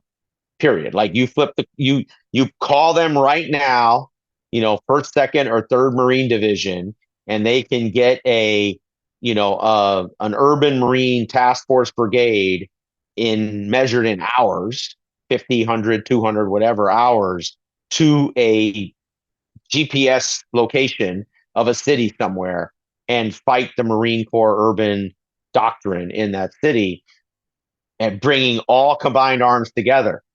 The Israelis probably have a couple brigades that can do that. The Marines would be reloading those brigades every 7 to 14 days, or regiments every 7 to 14 days continuously, as they move out to 15, 20 plus regiments. I'm not saying that's happening. I'm saying if that was the alien invasion and we needed to do that to prove that we could win, we could do that. Israel can't put 15 to 20 urban doctrine ready regiments into Gaza City. They can't. They don't have, not that are ready. I'm not saying they can't trebuchet the bodies and then throw the hardware on top of them and say go. And that works until IEDs, because the defensive response by Hamas, like this playbook's written already. This playbook's been written for 20 years now, right? It's IEDs. It's putting triangular kill boxes in, using anti-tank and light anti-tank weapons. And then it's, once disabled vehicles, then it's dropping 3-dimensional fire and having, triangular fire zones that you're vectoring into that kill box. That's what you do. And then you dump mortars on top of everybody. You just continuously dump mortars, and that's it. And then it's a mass casualty. You need your CAS vac now, and now you attack the CAS vac and the convoy. So you leave a force. You have a rear ambush force that doesn't attack initially. It waits for the CAS vac and the QRF to come in, the quick reaction force, and it hits them. So now you have 2 ambush units. So now what do you have to do? Well, now you got to just go to hell at this point. You got to call Alamo. Well, guess what? Now you just concentrated a gargantuan fight that you weren't planning on having, that they wanted you to have. And you just repeat this thing a zillion times. That's what Hamas is going to go do in Gaza City. And Israel knows this. And your playbook for this, look, the only playbook that exists, I think, that has any shot is they're going to have to go in with surgical teams, which isn't sexy. It's not, doesn't look big, dropping bombs. It's not the same way. And you'll use the problem. Israel has limitations. Israel only has 45 armored gunships. I'm actually surprised one of the things they're not asking for is more Apaches, because that's what you need, right? Apaches maintain, they're on station, right? And it's a hovering fire, bringing down that third dimension of fire, onto a target. And when you're in think of buildings as three-dimensional. Think of an urban fight as a three-dimensional fight. And actually, given the way they dig underground, it's like a four-dimensional fight, basically. Like, given how deep, it's like a building underneath the ground. That's a different story. So you need a whole bunch of you're building a tunnel wrap battalion inside every brigade, which nobody's ever done. The closest is us in Okinawa and Iwo Jima. Like, that's the closest we came to doing that at any level, like, at scale, right? I'm not saying in Vietnam we didn't have tunnel rats, but we didn't have tunnel rat battalions, right? Like, we didn't have these large scale units. So nobody's done that. So they're inventing that. Like, you have to just accept that right now. And you need that armored gunship, which can only be on station so long, 30 minutes maybe, if they have fuel requirements, they're going to take fire, etc. And then you have to replace it either with another gunship or a drone or a set of drones, maybe 3, 4, 5. And that's all you can do, right? Like, you just got to cycle that. And you bring in your small unit teams, which the advantage of small unit teams is they are not easy, large armor targets, right? Armor has to go down. It's not a video game, right? Armor is not driving over, concrete destroyed buildings, right? That's not what happens, right? They have to push their way down road networks, basically, and they're going to have these armored tractors that can push stuff aside. They're going to go very slow. Everyone's going to know they're coming from miles away, right? So there's no surprise. I mean, you're basically in a bullet magnet is what you're in. What we used to call being in a Bradley. Ken, you're on mute right there. You're on mute Fighting still. a war. Basically, these are just strategies or not the tactics.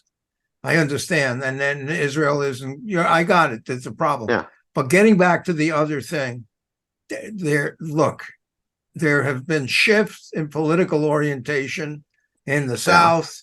It goes from Democrat to Republican or vice versa. Happens all over the world. So within Hamas, okay, these people are not from Marvel Comics. They're not brilliant or so solid. No, I get it. And somebody gets old and a young pup comes along and says, I can take him out. Yeah, but let me explain. It can change. Yeah, so let me ask you this. What did it take to change Sicily? But I mean, let's play this out. So Sicily, wait a second. Look what's happening in the States. Look what happens to the change of mayors of all of the countries. Yeah, but I don't think the U.S. is a good analogy to this because we don't have the same tribal kinship networks. That's true. But we've had infiltration into the society to change the makeup of the electorate so that they get embarrassed and you can manipulate them to go a certain way. But I want to try to walk you through what I believe Sicily. Because if you look at what a clan is, right, a Cosca in Sicily, I'm probably not pronouncing that right, but that's like a clan, and those clans have, it's territorial, it's like a gang, right, and they have their thing, right, they have their ormota, right, they have their approach, right, it's a criminal society and a criminal organization, or we define it because it's extra legal, But I think the thing to realize about it, and this is why I think it's so important, is that um, people accepted that Sicily itself was basically an industry of violence, right? That's what it was literally called, going back to the 1870s. Leopoldo Franchetti, Oh, so he when did it described it. change? When did it change? Well, so, and this is I think what's so important.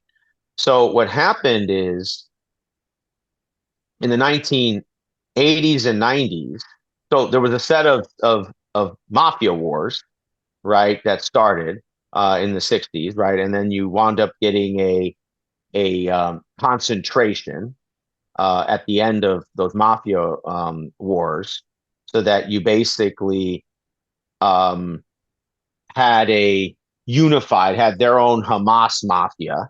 But then, and I think this is the real key, is that in the 80s, late 80s into the 90s, um, they commenced a war against the state, first in Sicily and then outside of Sicily, right? And which there was a famous um, bombing of a set of big judges, Falcone, in 1992 with a gargantuan. I mean, it was 1,000-pound TNT blast under the highway, which is you can look at it online, just obliterated it, and that began there, very much like Colombia. Remember, Colombia had this, the FARC had this for several decades bombing campaign and killed politicians. It was a war against the state.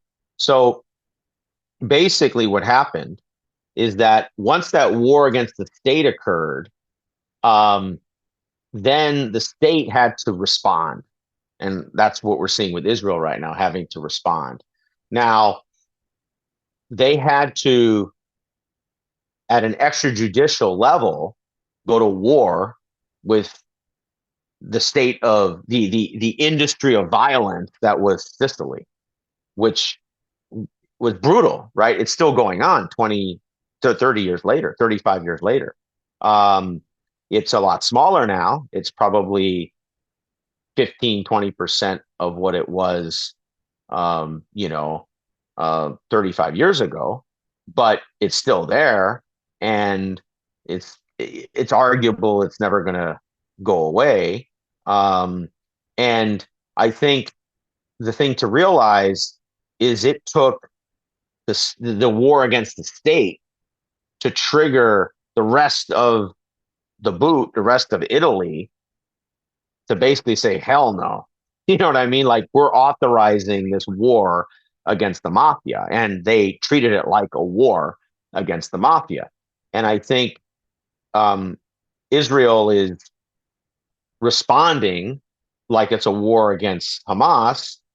And you're going to have an escalation, just like you did. There's a massive escalation in violence when this happened, right? Because once the state took the gloves off, the other, once the state took the gloves off, the other members.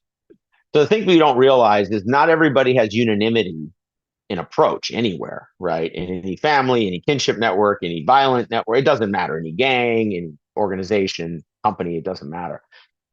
So when you get one actor that, let's say, applies, disproportionate violence or escalates in a disproportionate way, just like you saw October 7th, it's not clear that other members are behind this. Now, a whole bunch of people realize, well, we're all in this now. Fine, but that doesn't necessarily mean we are all behind this either, right? Like, we're in it versus behind it. Now, so once they started killing, and remember, they just didn't kill judges. Like, when they killed Falcone, they blew up a whole highway, and you can go look at it online. And I mean, it's insane, right? And destroyed, half a dozen cars, killed all these other police officers, civilians driving by. I mean, it was absolutely disproportionate. And that's why society said, this is nuts. But then that triggered the other civilian groups who weren't necessarily down with that plan to be all in, because then it became a war against them, because now it was a war against the state. So that escalation dynamic is what we're in now. So we're in an escalation dynamic with, let's say it's 80% of Hamas didn't want an attack like October 7th. It doesn't matter. They're now in that attack. And so now they're all in. And I believe that's a lot of their friction they have, just like Israel has friction, because a whole bunch of people in the IDF are sitting there saying, you know, yes, flowers in the streets in Baghdad. Thanks. Okay, that doesn't help me figure out second corps readiness for this fight in this region, right? Like that's the problem they're having is, hey boss, you're giving me this, 50, whatever, 40 square clicks of Gaza, eight, whatever, 5 by 8 miles. And you're telling me I have whatever, fourth IDF corps or something. Well, I look at what I would need for that, and I got this. So what do you want me to do? And, and one thing to Israel's credit is they have I think it's almost unheard of anywhere, including the US, extremely transparent and democratic military at the command level, especially at the senior command level, to voice opposition. I mean, to a point that, we would look at it as, basically a violation in command authority. But I think that's almost their feedback loop, right? It helps them sort out stupid plans from less stupid plans and so on, and gets them up the food. And that's sort of their history in doing this, going back to the 40s, 50s, 60s. So the difference now is this is a modern, large urban area where they're looking at finite objectives and they're trying to square themselves with that. And I think they're just going to be made to do it. And hell be damned.